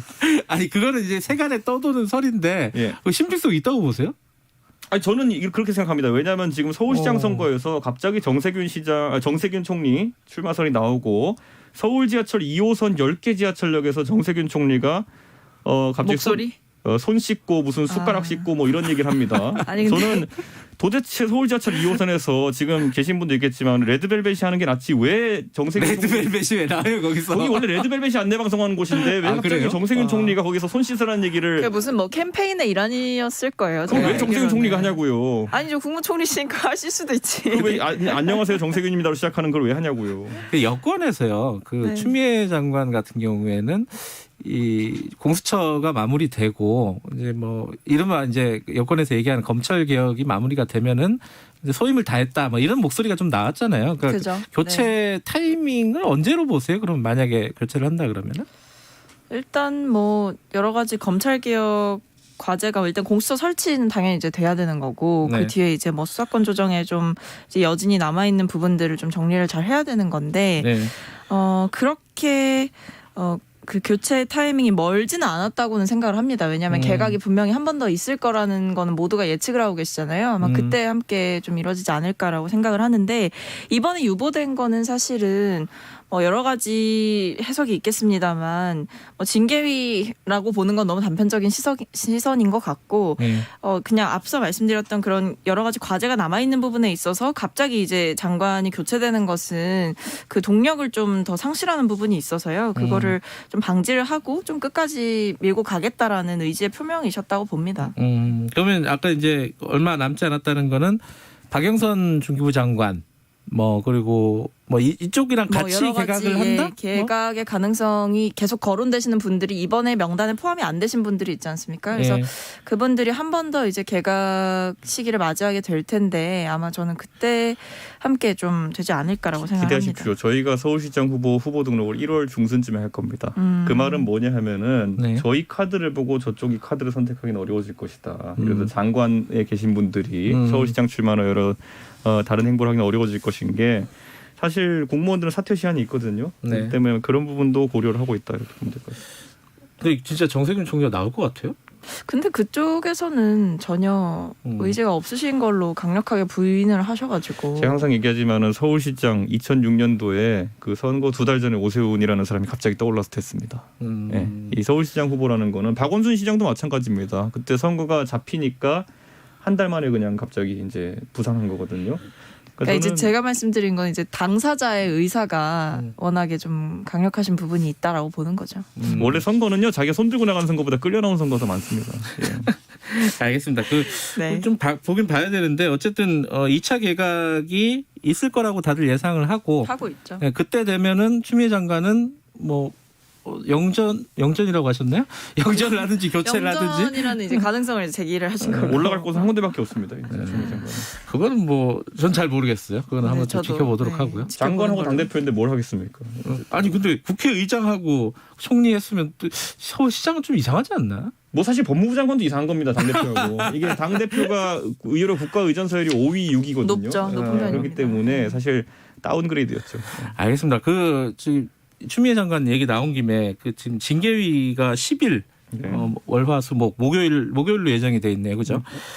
이게 지금 뭐 헌법 소원 신청하고 막 기피 신청하고 이용구 차관 같은 경우에 그럴 예정인 것 같고 좀 복잡하게 돌아가고 있어요. 그리고 오늘 판사들이 여기에 대해서 뭐 법관회의에서 얘기를 나눈다. 나눌지도 모르겠다. 아직 안건으로 올라간 건 아니니까. 얘기들이 좀 이렇게 징계와 관련해 복잡하게 돌아가고 있는데 징계가 뭐 예정대로 헌법소원 내고 이래가지고 좀 뭐 차질이 있을까? 뭐 이런 생각도 있고 기피 신청 어떻게 보세요? 예상을? 뭐 저는 일단은 기피 신청을 이제 윤 총장이 하고 이런 부분 같은 경우는 이제 본인한테 보장된 권리니까 그냥 충분하게 활용하시라 저는 그렇게 생각을 하고요. 다만 이제 이게 징계위가 구성이 잘 될 것이냐 뭐 이런 데에 대해서 조금 비판이나 뭐 우려를 하시는 부분들이 있는데 물론 쉽지는 않은 환경일 거라고 생각을 합니다. 왜냐하면 조직 문화도 있는 것이고 또 조직 구성원들이 이 안에 들어가는 만큼 뭐 그 당사자들이 부담은 있겠으나 제가 봤을 때는 징계위가 예정대로 좀 열리게 추진이 될 것이다라고 보고는 있는 거고 다만 이제 10일에 열리고 나서 그 징계위에서 모든 것이 결정된다라고 보는 것에 대해서는 조금 입장이 저는 유보적이에요. 왜요? 일단 징계위가 그래도 한 2차례 정도는 열릴 수 있는 가능성이 있다고 봤는데 왜냐하면 일단은 계속해서 이제 얘기가 나오는 것들이 이제 공정한 절차의 보장, 뭐 절차적인 정당성의 보장 이런 부분들이 있는데 한 번에 뭔가 이제 10일에 모든 것이 결정이 되는 것이 사실 제가 봤을 땐 국민들의 뭐 피로감이라든지 이런 부분에서는 훨씬 좋을 수는 있겠으나 과연 그렇게 될 것이냐에 대해서는 저는 좀 조심스럽게 한 차례로 끝나지는 않지 않을까라는 예측을 좀 하게 되는 것 같습니다. 아니 근데 저는 우선 윤석열 총장 측에서 이 헌법 소원을 내긴 했지만은 이건 저는 뭐 받아들여지긴 어렵다 봅니다. 기한으로. 하지만은 기각될 것 같은데요. 기각은 아니고 그냥 시간이 지나가지고 그냥 실익이 없음으로 갈 것 같은데. 그건 지켜보고요. 저는 근데 이제 징계위 명단을 이제 공개하는 문제 같은 경우에는 절차상 굉장히 중요하다 이렇게 보는 게. 윤 총장이 지금 명단 공개해 달라고 하고 있죠. 그렇죠. 이제 기피 배척 신청을 하려고 하면은 결국엔 누군지 알아야 되는 것인데 당일날 보고 얼굴 보고 알아라 이런 거 아닙니까 지금. 근데 이거는 나중에 절차상으로도 만약에 해임이 된다 하더라도 또 소송을 걸 수밖에 없는 그런 상황이 되는 거거든요. 그래서 저는 추미애 장관이 앞에 계시다면 물어보고 싶어요. 뭘요? 도대체 이분들이 무슨 비밀 요원도 아니고 무슨 뭐 공작원들입니까 이분들이? 징계위원들이 왜 명단이 공개가 안 되는 것인지 저는 궁금하고 예를 들어 제가 판사한테 판결을 받았어요. 근데 판사가 누군지 안 알려주고 당일날 봐라 이렇게 하면은 얼마나 당황스럽겠습니까? 저는 이런 것처럼 징계가 최소한의 어쨌든 그 합당함을 가지려고 한다면은 원래는 소위 말하는 죄목도 알려줘야 되는 거고 누가 담당하게 될 것인지 정도는 알려줘야지 공정한 상황인데 왜 판사 출신이신 추미애 장관께서 이걸 모르고 계시냐. 뭐 이른바 방어권인데 그죠? 그렇죠. 어떻게 보세요? 지금 이준석 최고위원 말씀하신 거. 저는 그 징계위 그 요건이라고 할까요? 운영되는 요건이라든지 이런 여러 가지 규정들을 파악해본 바로는 네. 이것이 꼭 명단을 사전에 의무로 고지해줄 그 강제 조항은 없다라고 파악을 했습니다. 그러니까 네. 말씀하신 것처럼 그 당일에 뭐 알게 될 수도 있는 거고 뭐 직전에 알게 될 수도 있는 건데 네. 충분히 그 상황 속에서도 기피나 재척 신청을 할 수 있는 거기 때문에 그런 부분에서 저는 크게 문제가 되지는 않는다라고 생각을 했고 오히려 이것을 검찰총장이라는 그 신분을 가지고 있는 사람이 계속해서 명단을 공개해달라고 하는 것 자체가 네. 좀 무언의 압박이자 메시지인 거죠. 그래서 이런 부분이 본인은 그렇게 주장을 할 수 있겠으나 좀 받아들여지기는 어려운 주장일 것이다라고 보고 있는 것이고 예. 뭐 이준석 최고도 말씀하셨지만 이번에 헌법소원 낸 거에 대해서는 사실은 좀 그냥 저는 공세의 총동원이다라고 생각을 했고 거기에 예. 대해서 뭐 딱히 유의미한 결과가 있거나 유의미한 효과가 있을 것 같지는 않습니다. 아니 근데 저는요 민주당 윤리위원회도 그렇고 저희 당 윤리위원회 같은 것들도 보면요 전부 다 명단 알고 있어요 사람들. 근데 왜 이 명단만은 공개를 못 하겠다는 저희는 건지. 공개 안 했는데 명단? 위원장 가보세요. 위원장 기사 그 인터뷰도 하셨어요. 위원장만 공개하셨죠. 최소한 위원장이 누군지 알 수 있잖아요. 지금 위원장만. 위원장 지금 대리가 누군지도 모르잖아요. 위원장만 저희는 일단 공개를 했고 그 위원 네. 공개를 해달라는 얘기도 저희 당 안에서는 사실 있었습니다만 네. 이거에 대해서 위원장께서 여기 적어도 이제 그러니까- 위원이 공개가 됐을 때 중립성이라든지 판단의 공정성이 좀 해칠 수 있는 부분이 있다. 그러니까 이해관계가 작용할 수 있는 부분, 소위 말해 뭐 전화를 돌린다던가 뭐 특이한 요청을 좀 한다던가 이런 식의 예. 로비가 올 수 있다는 지금- 것 때문에 하지 않았던 지금 거죠. 국민들이 걱정하는 공정성은요. 윤석열 총장이 위원들한테 전화할 것보다도 오히려 지금 추미애 장관이 가까운 인사들을 선임할 것에 더 이제 초점이 맞춰져 있거든요.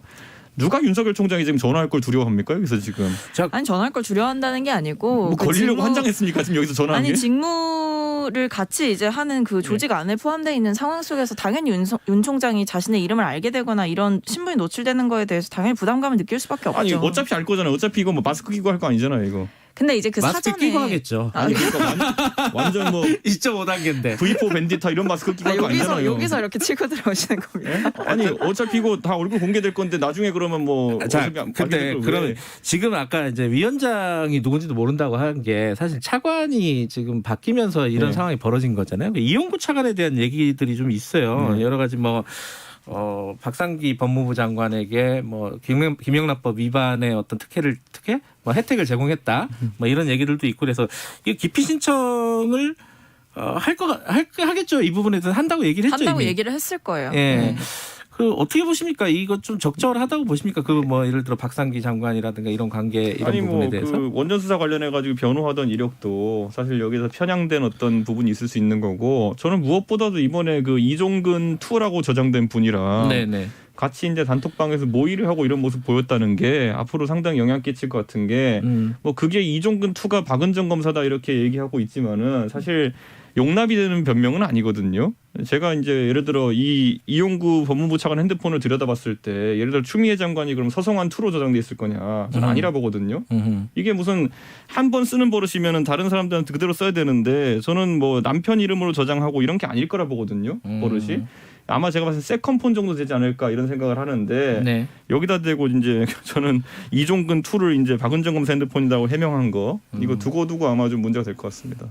어떻게 보세요? 그 본인이 해명하신 거에 대해서 저는 뭐 따로 이제 믿으세요? 이종근 2가 박은정 얘기를 뭐 검사는 드릴 사항은 아닌 것 같고 다만 이제 법무부 그 법무실장에서 나온 뒤에 이제 개인 사무실방 3개를 얻었다. 근데 거기서 하나를 이제 박 전 장관이 썼다.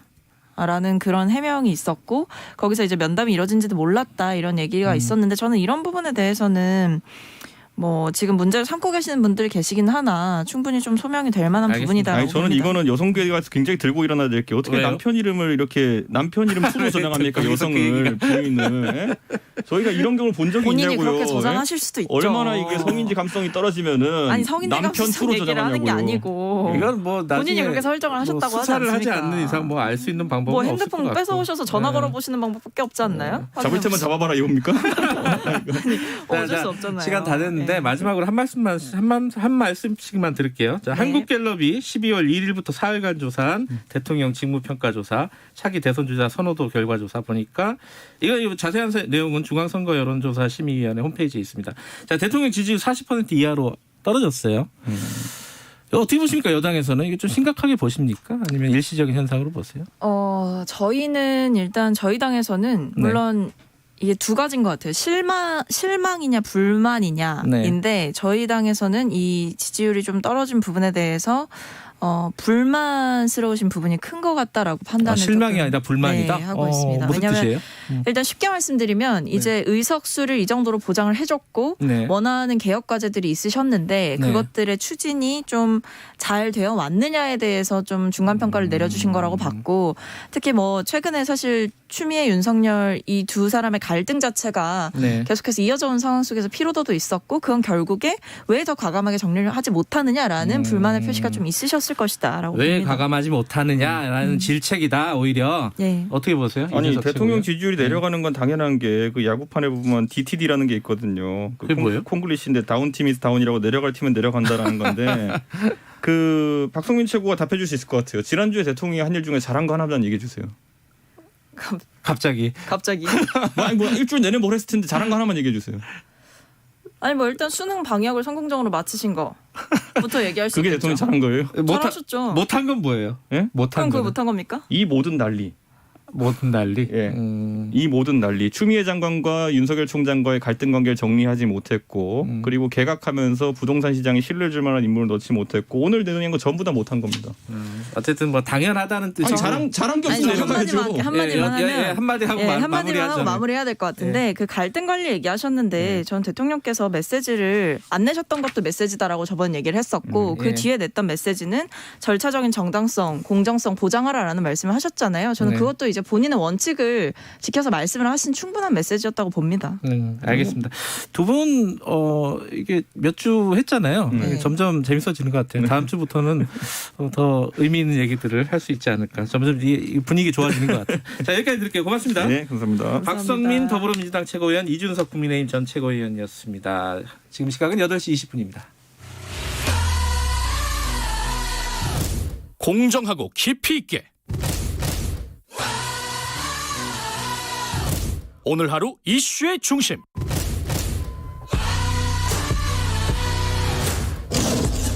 김경래의 최강 시사.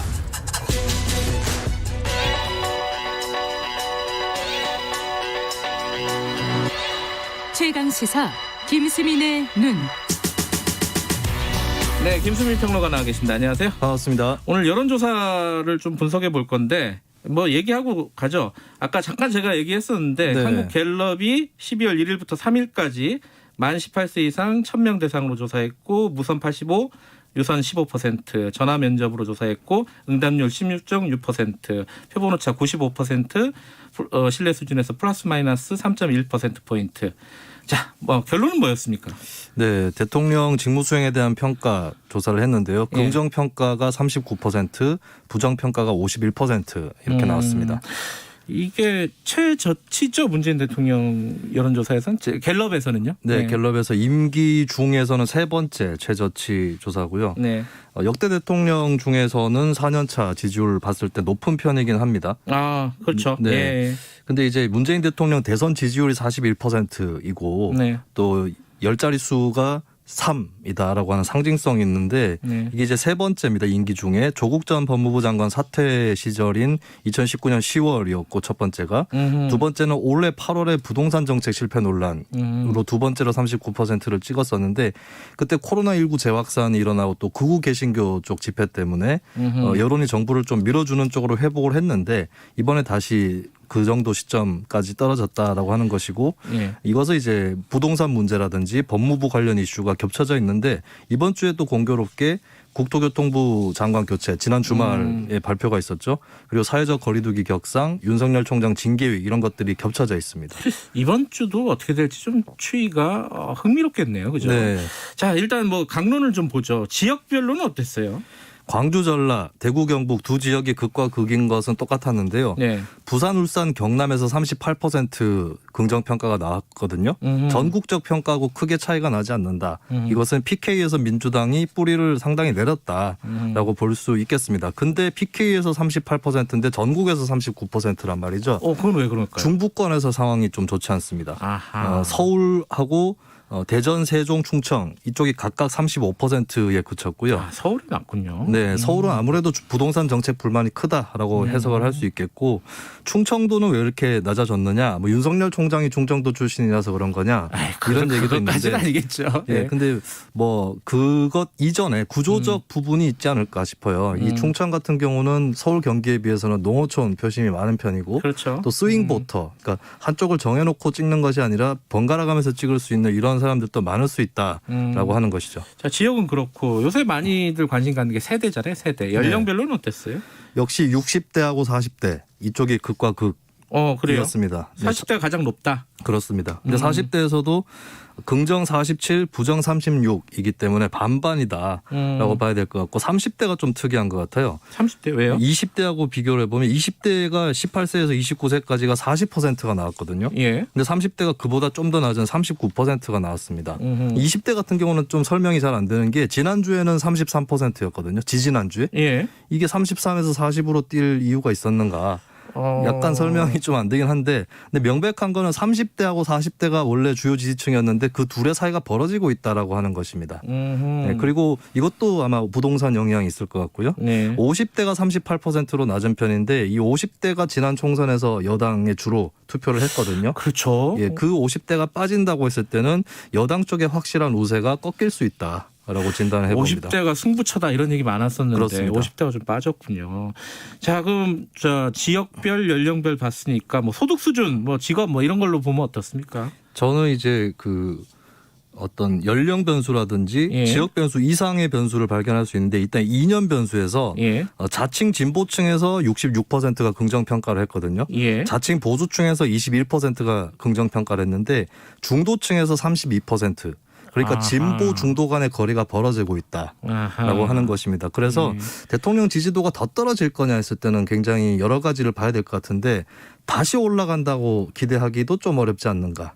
중도층 이반 때문에. 중도층이 많이 떨어졌기 때문에. 그리고 직업적으로는 사무관리직하고 기능노무 서비스직 그러니까 블루칼라 화이트칼라 간의 차이가 좀 나고 있습니다. 그래요? 네, 사무관리직은 43% 가장 높은 직군이죠. 근데 기능노무 서비스는 39% 평균에 가까운데 이게 보면 화이트칼라 블루칼라가 현 정부 지지율이 높을 때는 둘 다 높습니다. 근데 떨어질 때는 블루칼라부터 먼저 떨어진다라고 하는 것이 보이는 거고 소득 수준별 평가하고 좀 연동을 할 필요가 있는데 소득 수준이 상층이나 중상층 이쪽에서는 44% 가장 높았습니다. 근데 중소득층에서는 42%, 중하층에서는 38%로 꺾이고 하층에서는 27%로 급감하거든요. 그러니까 경제 수준이 낮을수록 민심 이반이 높다. 그래서 결국 경제 문제가 가장 중요하다. 이렇게 풀이를 할 수 있겠습니다. 아까 박성민 최고위원도 그런 얘기를 했는데 이게 이렇게 조금 떨어진 이유는 실망보다는 불만이다. 이게 조금 더 과감하게 개혁을 추진하지 못한 거에 대한 불만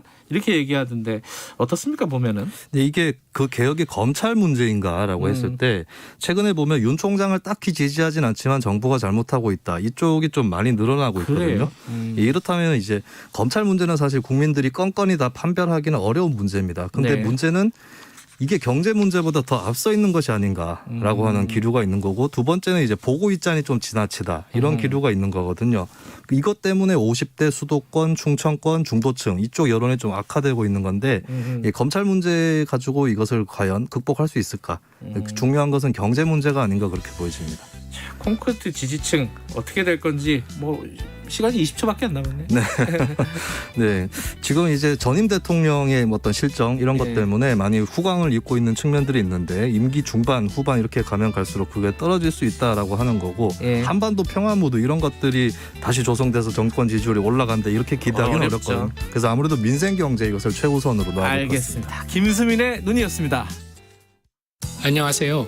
과학기술정보통신부 최기영 장관입니다.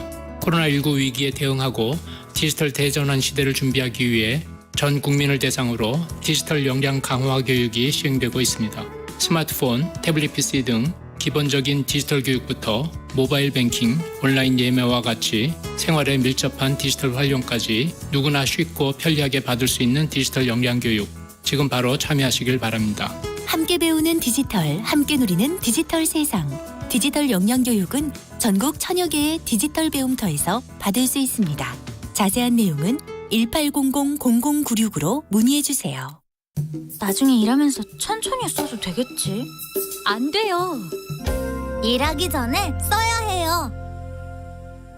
바빠 죽겠는데 대충 쓰지 뭐. 안 돼요. 빠진 것 없이 꼼꼼하게 써야 해요. 계약서는 무슨 일만 잘하면 되지. 안 돼요. 근로계약서 꼭 써야 해요. 근로계약서는 제때 꼼꼼하게. 근로계약서. 근로자와 사업주의 소중한 약속입니다. 이 캠페인은 고용노동부와 함께합니다.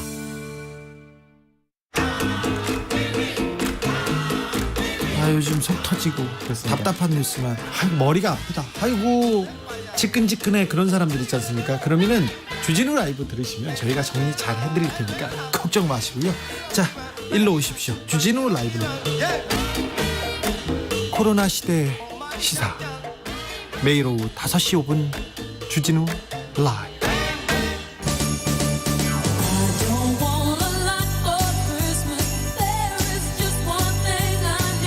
듣고 또 들어도 설레는 이 캐롤처럼 듣고 또 들어도 설레는 시사 프로그램이 있습니다.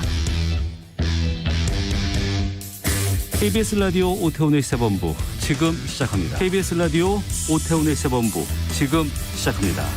매일 낮 12시 20분 오태훈의 시사본부. 지금 시각은 8시 30분입니다. KBS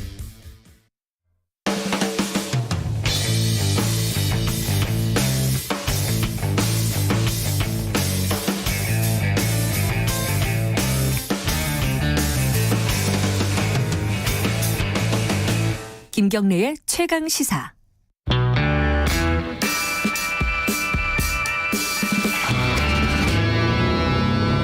더 이상 웨이팅은 없다.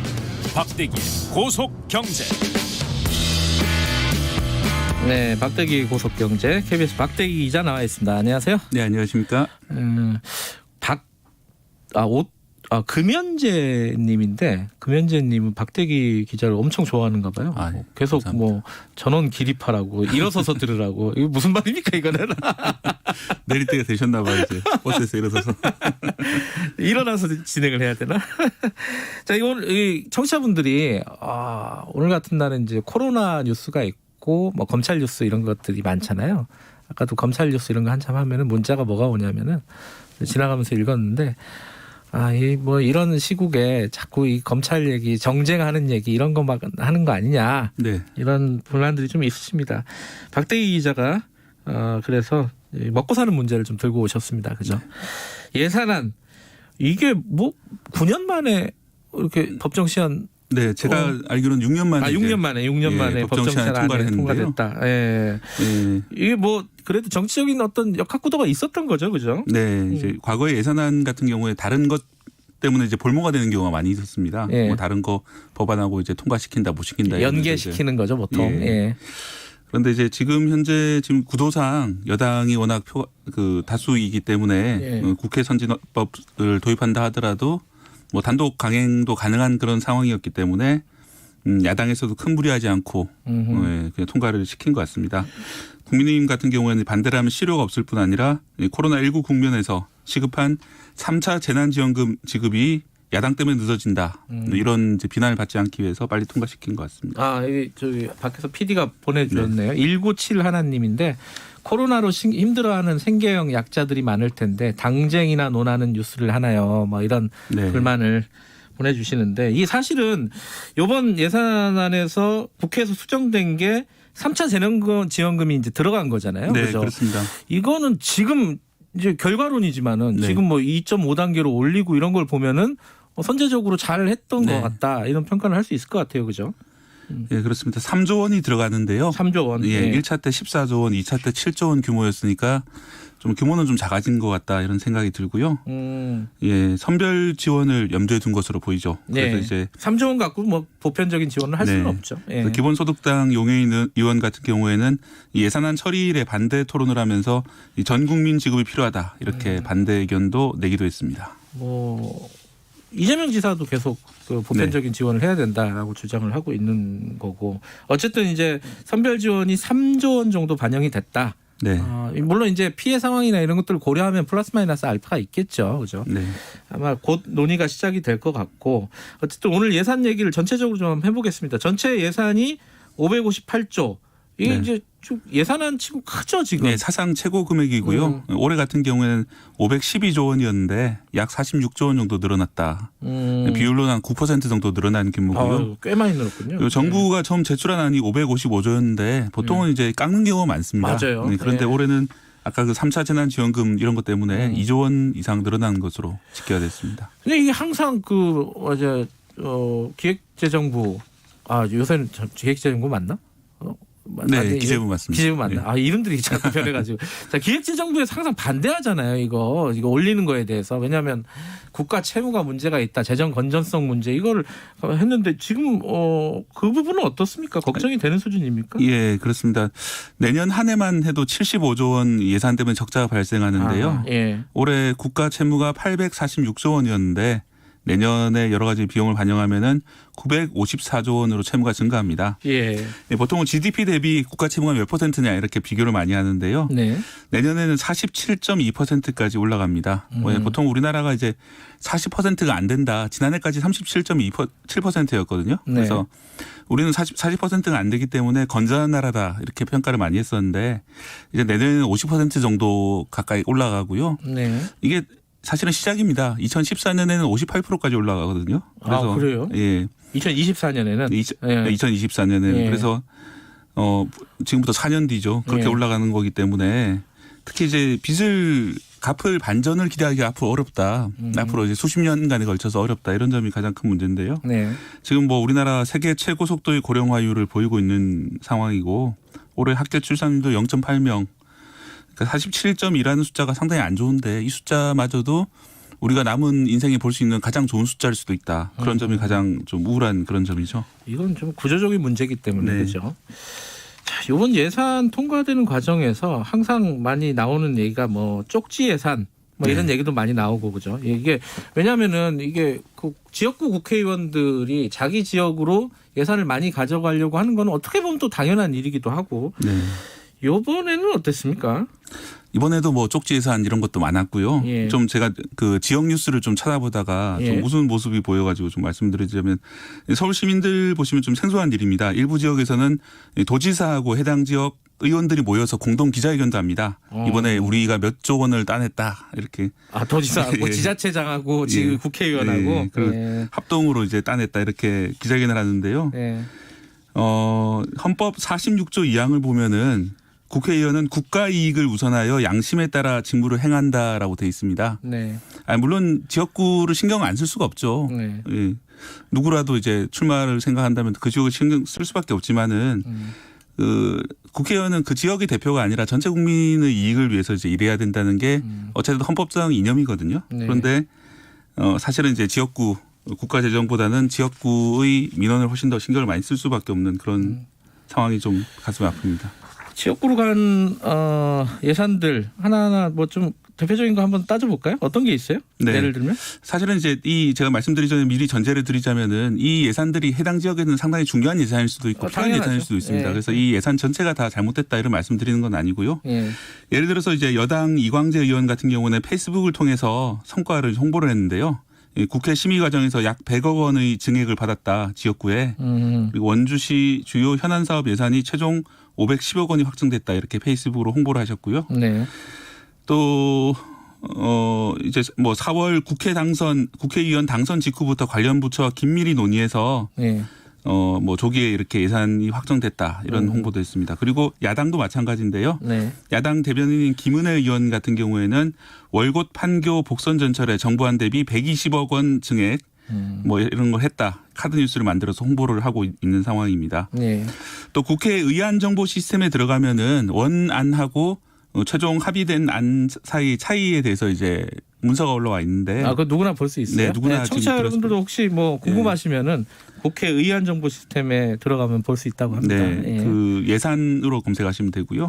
최근에 통과가 돼 있을 겁니다. 예결위원장이 상당히 중요하죠. 예결위원장 지역구에는 뭐 숲길 사업 1억 원 그리고 도로공사비 6억 원 같은 것들이 마지막에 추가돼 있다 이런 것들을 확인할 수 있습니다. 도로공사비. 네, 그렇습니다. 이게 뭐 물론 마지막에 긴급한 필요가 있다고 인정이 돼서 들어간 걸 수도 있고 뭐 의원 협의가 이제 의미가 없는 것은 아니죠. 하지만 이례적으로 이제 막판에 예산을 늘려가면서 이렇게 조기 통과된데 혹시 이제 뒷사정이 있지 않을까 궁금증이 들 수밖에 없는 그런 예산들입니다. 이제 정치라는 게 이제 타협하고 하는 건데 이게 이제 타협을 약간 다른 말로 하면 거래가 되잖아요. 그죠? 이게 거래를 한 게 아니냐 뭐 이런 의심이 들 수도 있는 거죠. 이 진채 님이 이 청취자분인데 예산안 관련해 가지고 겨울에 보도블록 까는 시도 이런 예산 까야 합니까? 요즘 보도블록 왜 이렇게 가다없냐고. 요새도 그러나요? 근데 요새도 뭐 일부 지역에는 그런 경우들이 있고 이게 옛날 얘기 아닌가? 예, 이제 보도블록 같은 경우에는 뭐 이렇게 깔지 말자 이래서 뭐 다른 하수구 한로 교체나 이런 공사를 이제 연말에 하는 경우들 많이 있습니다. 하수구 하려면은 보도블록을 드러내야 되니까 일단은 예산이라는 게 돈이라는 게 참 어렵습니다. 자. 좀 논란이 됐던 예산들도 좀 있었어요. 그죠? 네, 그렇습니다. 가덕도 신공항 같은 경우에는 적정성 검토 연구 용역비로 20억 원이 증액이 됐고요. 가덕도가 아직 결정은 안 됐는데. 네, 일단 연구 용역으로 20억 원을 쓰는데. 이거 여야가 이게 합의를 한 거죠. 그죠? 네. 중요한 건 연구 용역이기 때문에 본공사는 언제 시작될지 모르는 상황이고요. 또 내년에 이제 부산시장 선거가 끝난 다음에 대선 국면으로 가면서 또다시 공사를 해야 된다 말아야 된다. 또 정치 쟁점화될 가능성이 있기 때문에 좀 지켜봐야 될 것 같습니다. 이게 사실은 이제 동남권 신공항이라는 사업이 15년 전부터 나왔던 얘기인데. 그렇죠. 뭐 선거 때마다 이런 식으로 한다고 했다가 그만뒀다가 이런 식으로 계속 반복됐었거든요. 그래서 좀 해당 지역 김해공항 같은 경우에는 흑자공항이고 혼잡한 상황이기 때문에 만약 한다면은 조기에 좀 시작하는 게 맞는 것 같고요. 국회의사당을 세종시에 짓는다 뭐 이런 얘기들이 있었는데 이것도 예산에 포함이 됐어요? 네. 설계비 147억 원이 반영이 됐는데요. 다만 단서가 달려 있습니다. 여야 합의로 관련 법안이 마련되면 집행된다 이런 단서가 있기 때문에 법안 통과를 좀 지켜봐야 될 것 같습니다. 그 밖에 이제 코로나19 백신 확보 4,400만 명분에 대해서 9천억 원이 편성이 돼 있습니다. 이거는 뭐 결국 다들 동의하시는 비용이겠죠. 코로나19 종식을 위해서는 백신이 매우 중요한 상황이고요. 또 지역사랑 상품권 사업이 15조 원이 원안대로 통과가 됐습니다. 이건 효력이 있다. 효과가 없다. 조세연구원 보고서 관련해서 논란이 있었지만 원안 그대로 통과가 됐습니다. 뉴딜 예산, 한국판 뉴딜 예산을 좀 갑자기 구글이 켜졌네. 왜 이래? 자, 이 한국판 뉴딜 예산을 줄여야 된다. 야당이 주장을 했었잖아요. 얼마나 줄었어요? 정부안이 21조 3천억 원이었는데요. 5천억 원 가량 감액은 됐는데 거의 감액 안 됐다 이렇게 보시면 될 것 같고요. 거의 그대로 통과됐네요. 네, 그렇습니다. 좀 눈에 띄는 예산은 경항모 예산인데요. 항공모함 좀 작은 항공모함 경항모라고 부르는데 정부가 착수금 10억 원을 요청했는데 연구 용역비 1억 원만 예산에 포함이 됐습니다. 1억 원이요? 1억 원은 무슨 뜻이죠? 이게 하지 말라는 뜻인가요? 하라는 뜻인가요? 뭐 7조 원이 든다 뭐 이런 말이 많은데 1억 원이라는 거는 뭐 사업 자체를 폐기하는 건 아닌데 좀 신중하게 하자 이런 뜻으로 보이고요. 사실 이번에 여당 안에서도 상당히 의견이 많이 갈렸던 사안입니다. 국방위원장 같은 경우에는 101억 원 증액안을 냈습니다. 하지만 여당의 서른 의원 같은 경우에는 경항모는 언젠가 해야 할지도 모르지만 아직은 아니다. 우리가 과도한 욕심을 부리는 것 같다. 1년 정도 더 토론을 해야 할 부분이다. 이렇게 말했고요. 또 무소속 홍준표 의원 같은 경우에는 이 좁은 나라에서 무슨 항공모함이 필요하냐. 차라리 핵잠수함에 전력하는 것이 맞다. 뭐 이렇게 말을 하기도 했고요. 여기 대해서 해군과 방위사업청 같은 경우에는 항공모함 2척을 보유한 중국이 항모를 계속 늘리고 있기 때문에 준비가 필요하다. 이런 입장이고요. 또 야당의 이제 신원식 의원 같은 경우에는 남중국해에서 미중 갈등이 벌어지면 미군은 우리에게 출동 지원을 요구할 텐데 경항모가 없다면 몰라도 있는 상태에서는 미국의 요청을 거부하기 힘들 거다 이러면서 결국 뭐 우리나라보다는 미국이 좋은 일이기 때문에 굳이 할 필요가 있냐 이런 입장이었습니다. 이 도입 예상이 2033년인데요. 예. 한 1년 정도 좀 더 시간을 가지고 면밀한 연구가 필요하다 이런 결론을 국회의원들이 내린 것 같습니다. 예. 제가 좀 주목하는 부분은 뭐 1억 원 예산 또 정부가 원래는 10억 원이었는데 9억 원 깎은 건데 예. 그러니까 좀 작은 부분까지 상당히 이제 여야 의원 간에 당을 떠나가지고 상당히 토론이 많이 됐더라고요. 그래서 좀 작은 돈이지만 모든 분야에서 이런 식으로 좀 평소에 토론을 하고 예산을 좀 통과시켰으면 좋겠습니다. 막판에 이렇게 몰아서 통과시키지 말고. 그 예산을 이제 뭐랄까 깜깜이 예산이라고 보통 얘기하잖아요. 밀실 합의 뭐 이런 얘기도 많이 하고 예전에 이제 소소위에서 그 회의록도 없이 이제 네. 예산을 합의해 버리는 이런 상황인데 이번에는 보니까 또 3인위원회에서 그렇게 했더라고요. 네. 그거는 좀 어떻게 회의록을 남기는 방안을 좀 검토를 해야 될 것 같아요. 네, 법으로 좀 만들어가지고 담합이 안 되도록 회의록을 남기는 게 맞죠. 그런 거를 국회에서 좀 논의를 해야 되는데 네. 항상 좀 다른 얘기들만 하고 다 있어서. 혈세인데 이렇게 막판에 이렇게. 그러니까요. 아무 뭐 회의록도 없이 갑자기 뭐 10억 받고 20억 묻고 뭐 이 더블로 가 뭐 이런 분위기잖아요. 네. 그죠?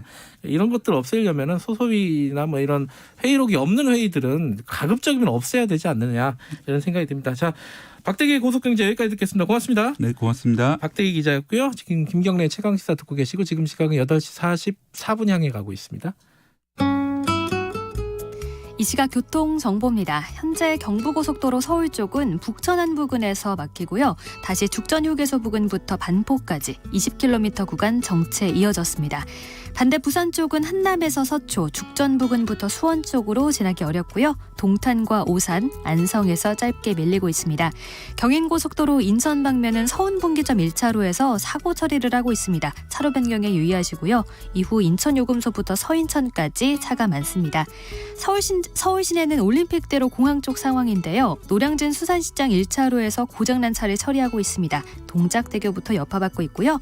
이전으로 암사대교와 동호대교 사이도 막힙니다. KBS 교통정보센터였습니다.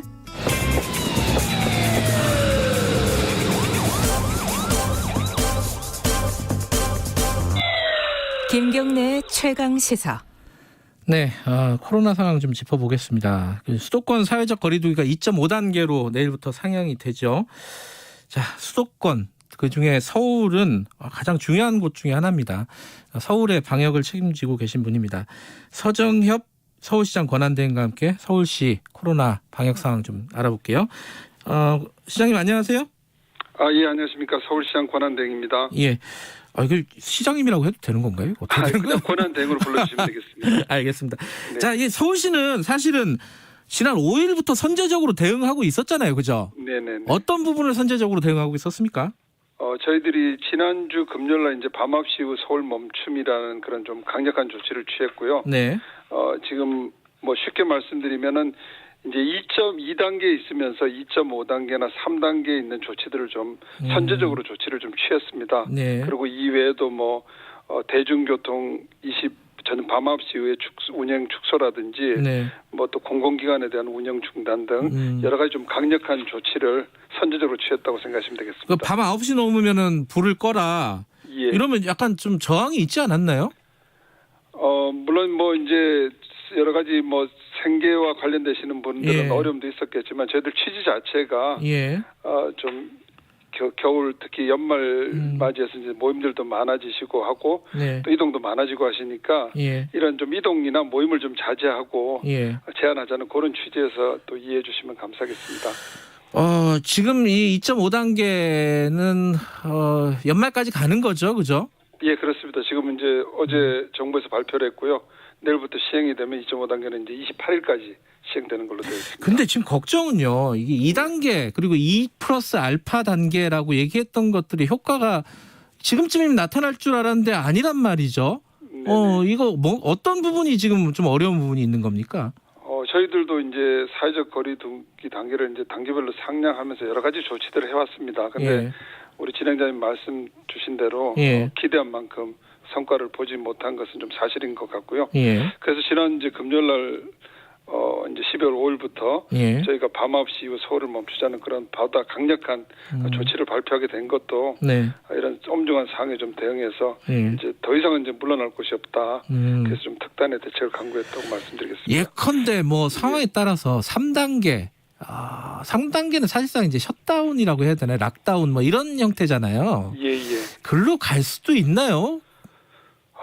3단계는 사실상 봉쇄에 해당하는 최고의 보루입니다. 그래서 뭐 3단계가 되면 경제는 물론이고 시민의 일상도 올스톱되는 그런 최악의 상황이기 때문에 네.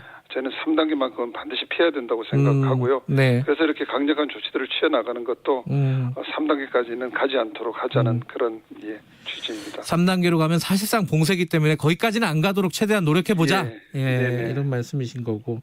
수능 지난주에 있었잖아요. 목요일에 수능이 있었는데 그 수능 끝나고 좀 걱정들이 많았어요, 사실. 뭐 수능 자체도 이제 뭐 워낙 이동이 많은 행사 이벤트기도 하고 수능 끝나면 또 여러 가지 또 이제 거리로 나오는 학생들이나 좀 많을 것 같아. 걱정이 많았는데 어땠습니까? 지금 결과를 보면은?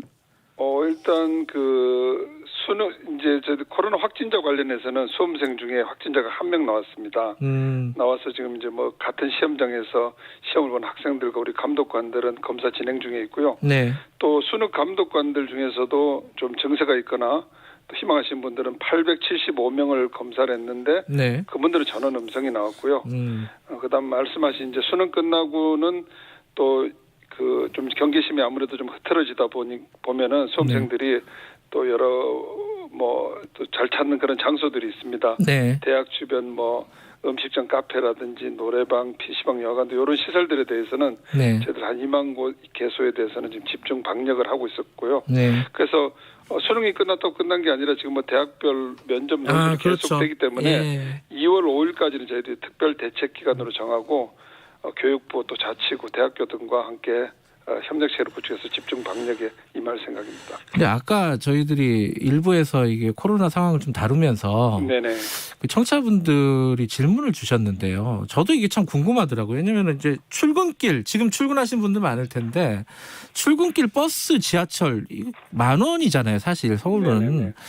그거 탈 때마다 굉장히 위험하다는 생각도 들고 그런데 이 부분에 대한 어떤 대책들이나 이런 것들은 어떻게 생각하고 계십니까? 저희들이 대중교통에 대해서는 이제 시간대별로 혼잡도를 확인해서 여러 좀 탄력적으로 조치를 하고 있습니다. 근데 이제 이번에 이제 밤 9시 이후에 서울을 멈추자 하면서 저녁 밤 9시 이후에 이제 대중교통을 감축하게 되니까 많은 걱정하시는 분들이 많아요. 그러니까 9시 전에 막 많이 탈 것 같다. 그 부분에 대해서는 저희들이 이제 두 가지 말씀을 드리고 싶은데요. 저희들이 이렇게 한 취지는 좀 전에도 말씀드렸지만 연말 연시에 굉장히 시민들의 모임이 많아지다 보니까 이런 것들이 또 코로나 확산의 계기도 될 수 있기 때문에 연말에는 모임 만남을 좀 최대한 줄이고 이동을 최소화하자는 그런 취지로 좀 이해를 해주시고요. 그다음 혼잡도 우려에 대해서는 저희들이 매시간 혼잡도를 모니터링해서 좀 그 대중교통을 탄력적으로 운영할 수 있도록 그렇게 조치를 하도록 하겠습니다. 그래서 너무 걱정하셔도 하지 않으셔도 된다는 말씀 드리고 싶습니다. 근데 기본적으로 출근하는 사람들이 정해져 있으니까 이게 참 그 혼잡도나 밀집도를 줄이기가 어렵지 않습니까? 그래서 낮 시간대는 저희들이 이제 오늘 월요일부터 저희 서울시가 먼저 시작을 합니다만 50% 재택근무 시차 출퇴근제를 오늘부터 서울시 25개 자치구 투자출연기관이 먼저 시행을 하고요. 지난주에 이제 서울 상공회의소 중소기업 중앙회도 좀 협조를 구했습니다. 그래서 민간 부분도 좀 강력 동참해 주시기를 좀 협조를 구했고요. 그렇게 된다면은 출근 시간에 좀 혼잡도도 완화될 수 있을 거로 생각합니다. 재택근무도 많이 좀 활용을 했으면 좋겠다 이런 생각이 드네요. 근데 이게 지금 어떤 대책들이 밤 9시 이후로 좀 집중이 돼 있잖아요. 그러니까 그런 생각도 드는 거예요. 이게 밤은 위험하고 낮은 안 위험하냐. 이게 대책들이 좀 밤에만 너무 집중돼 있다는 게 논리적으로 잘 이해가 안 된다? 이런 생각도 들어요. 어떻게 봐야 돼요, 이거? 조금 전에도 말씀드렸지만 연말 연시에 이제 모임들이 많아지고 저녁에 모임을 하시다 보면은 이제 마스크를 안 쓰게 되는 경우가 많고 그리고 이제 계시는 공간들이 전부 다 저희들이 산밀 환경이라는데 주로 밀접, 밀폐, 밀집된 그런 환기가 잘 안 되는 그런 환경입니다. 그래서 더욱더 확산의 그 가능성이 높기 때문에 저희들이 뭐 일단 9시 이후라도 해서 최대한 좀 효과를 거두자는 거고요. 9시라는 시간이 또 어떻게 보면은 시민들이 또 생업 활동을 마무리하는 시간입니다. 그래서 민생에 좀 미치는 영향은 최소화하면서 방역 효과는 좀 최대화해보자 하는 그런 취지라고 말씀드리겠습니다. 지금 뉴스를 보면 가장 걱정되는 것 중에 하나가 병상이 부족하다. 특히 이제 중환자에 대한 병상이 부족하다. 어떻습니까? 서울은 상황이? 서울이 제일 위험할 것 같아가지고요. 상황이 좋지 않습니다. 지금 서울의 병상 가동률이 지금 90%에 이르렀습니다. 그러니까 굉장히 지금 높아진 거고요. 중증 환자 특히 병상은 지금 62개 중에서 5개만 남아 있고요. 네. 그리고 생활치료센터도 지금 저희들이 8개를 운영 중인데 지금 가능한 병상이 186개니까요. 굉장히 좋지 않은 상황이고요. 네. 일부 전문가들은 뭐 이런 얘기도 하십니다. 그 자택에서 이제 격리해서 치료하는 그런 자택 격리 치료까지 고려해야 하는 거 아니냐 하는 이런 얘기도 나오고 있는데요. 네. 저희는 어쨌거나 자택 격리 치료만큼은 막아야 된다. 그래서 최대한 지금 병상 확보하는 노력들 하고 있고요. 지난주에도 7개 저희 대학 병원장님들을 만나서 협조 요청을 했습니다. 그래서 중증 병상 확대도 좀 추가하기로 했고요. 네. 일반 병상은 저희들이 계속 추가해 갖고 있고 심지어는 뭐 저희들이 컨테이너형 임시 병상 설치도 지금 준비 중에 있습니다. 그 생활치료센터 같은 경우는 추가 확보를 하실 예정인가요? 어떻습니까 상황이? 현재 서울은 서울시에서 8개소를 운영 중이고요. 내일도 이제 한 곳을 더 열게 됩니다. 그런데 확산 속도가 이런 추세면은 사실은 하루에 생활치료센터 하나씩 개소해도 따라가기 부족한 실정입니다. 그래서 이번 주부터는 자치구 25개 자치구에서 이제 각각 생활치료센터를 설치해서 운영하도록 했습니다. 그래서 수요일부터 이제 한 몇 개 구에서 시작해서 앞으로는 자치구도 생활치료센터를 운영하는 그런 시스템을 운영하게 되고요. 좀 전에 말씀드린 대로 어쨌거나 자택치료 뭐 사태 이런 일어나지 않도록 하여튼 공공의료 체대가 감당 가능한 수준으로 지켜내는데 좀 전력을 다해 나가겠습니다. 지금 어제 뉴스를 보니까 서울시에서 해마다 하던 재해 종소리 행사를 온라인으로 하겠다 이런 방침이 나왔어요. 그죠? 네네. 이게 뭐 한국전쟁 이후에 처음이라고들 하더라고요. 그죠? 67년 만에 처음입니다. 예, 그만큼 이제 상황이 안 좋다는 얘기인데 그러면 그 행사는 어떻게 되는 겁니까? 이게 온라인으로 사전에 녹화해갖고 하는 거예요? 어떻게 되는 거예요? 지금 뭐 일단은 전체적으로 오프라인에서 모이는 행사는 하지 않는 걸로 결정을 했고요. 온라인 행사 방안에 대해서는 지금 전문가들과 여러 가지 좀 시민들이 또 전 국민들이 보시는 거기 참여하시는 행사이기 때문에 다양한 방안들을 지금 논의 중에 있습니다. 실제 방안은 이제 논의 중이신 거고. 근데 그 행사 안에도 막 종로, 보신각 이 근처에 모이는 분들도 꽤 있을 것 같다 이런 걱정도 하더라고요. 이 부분에 대해서는 어떻게 대처하실 생각이세요? 저희들이 행사 자체를 하지 않는 이유도 이렇게 시민들이나 또 전국에서 이렇게 모이시지 않도록 유도하기 위한 거고요. 그런 분들은 뭐 그날은 집에서 좀 방송이나 온라인을 통해서 새해를 맞이할 수 있도록 저희들이 또 당부도 드리고 이렇게 준비하도록 하겠습니다. 근데 또 하나가 이제 이 뭐 9시 이후에 일시 멈춤을 한다고 하면은 피해가 크잖아요. 정부 차원에서도 재난지원금 같은 것들을 생각하고 있는데 저 서울시 지자체 차원에서의 어떤 대책 같은 것들을 혹시 생각하고 계신 게 있나요? 예, 저희들도 뭐 고민하고 있습니다. 말씀드린 대로 3단계 상황이 되면 정말 경제는 물론이고 이게 시민 일상이 월스톱되는 상황이고요. 또 자영업자나 소상공인들이 가장 어려운 상황이 되는데 이번에 대해서는 중앙정부와 협의하면서 계속 함께 고민해 나가도록 그렇게 하겠습니다. 뭐 지자체에서 좀 선제적으로 재난지원금 형태의 어떤 지원 같은 것들을 했던 경험이 있지 않습니까? 그죠? 네, 금년 같은 경우에도 자영업자 소상공인 생존 자금으로 저희들이 한 6,600억 정도 지원했었고요.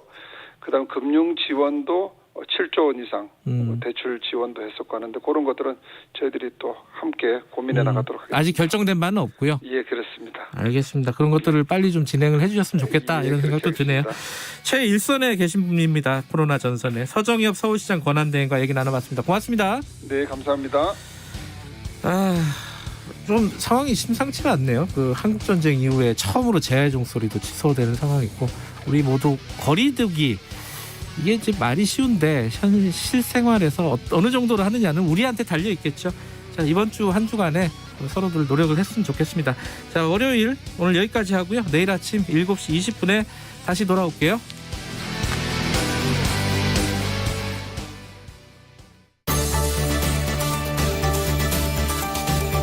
일상 속에서 코로나 방역이 지속 가능하도록 사회적 거리두기 체계가 5단계로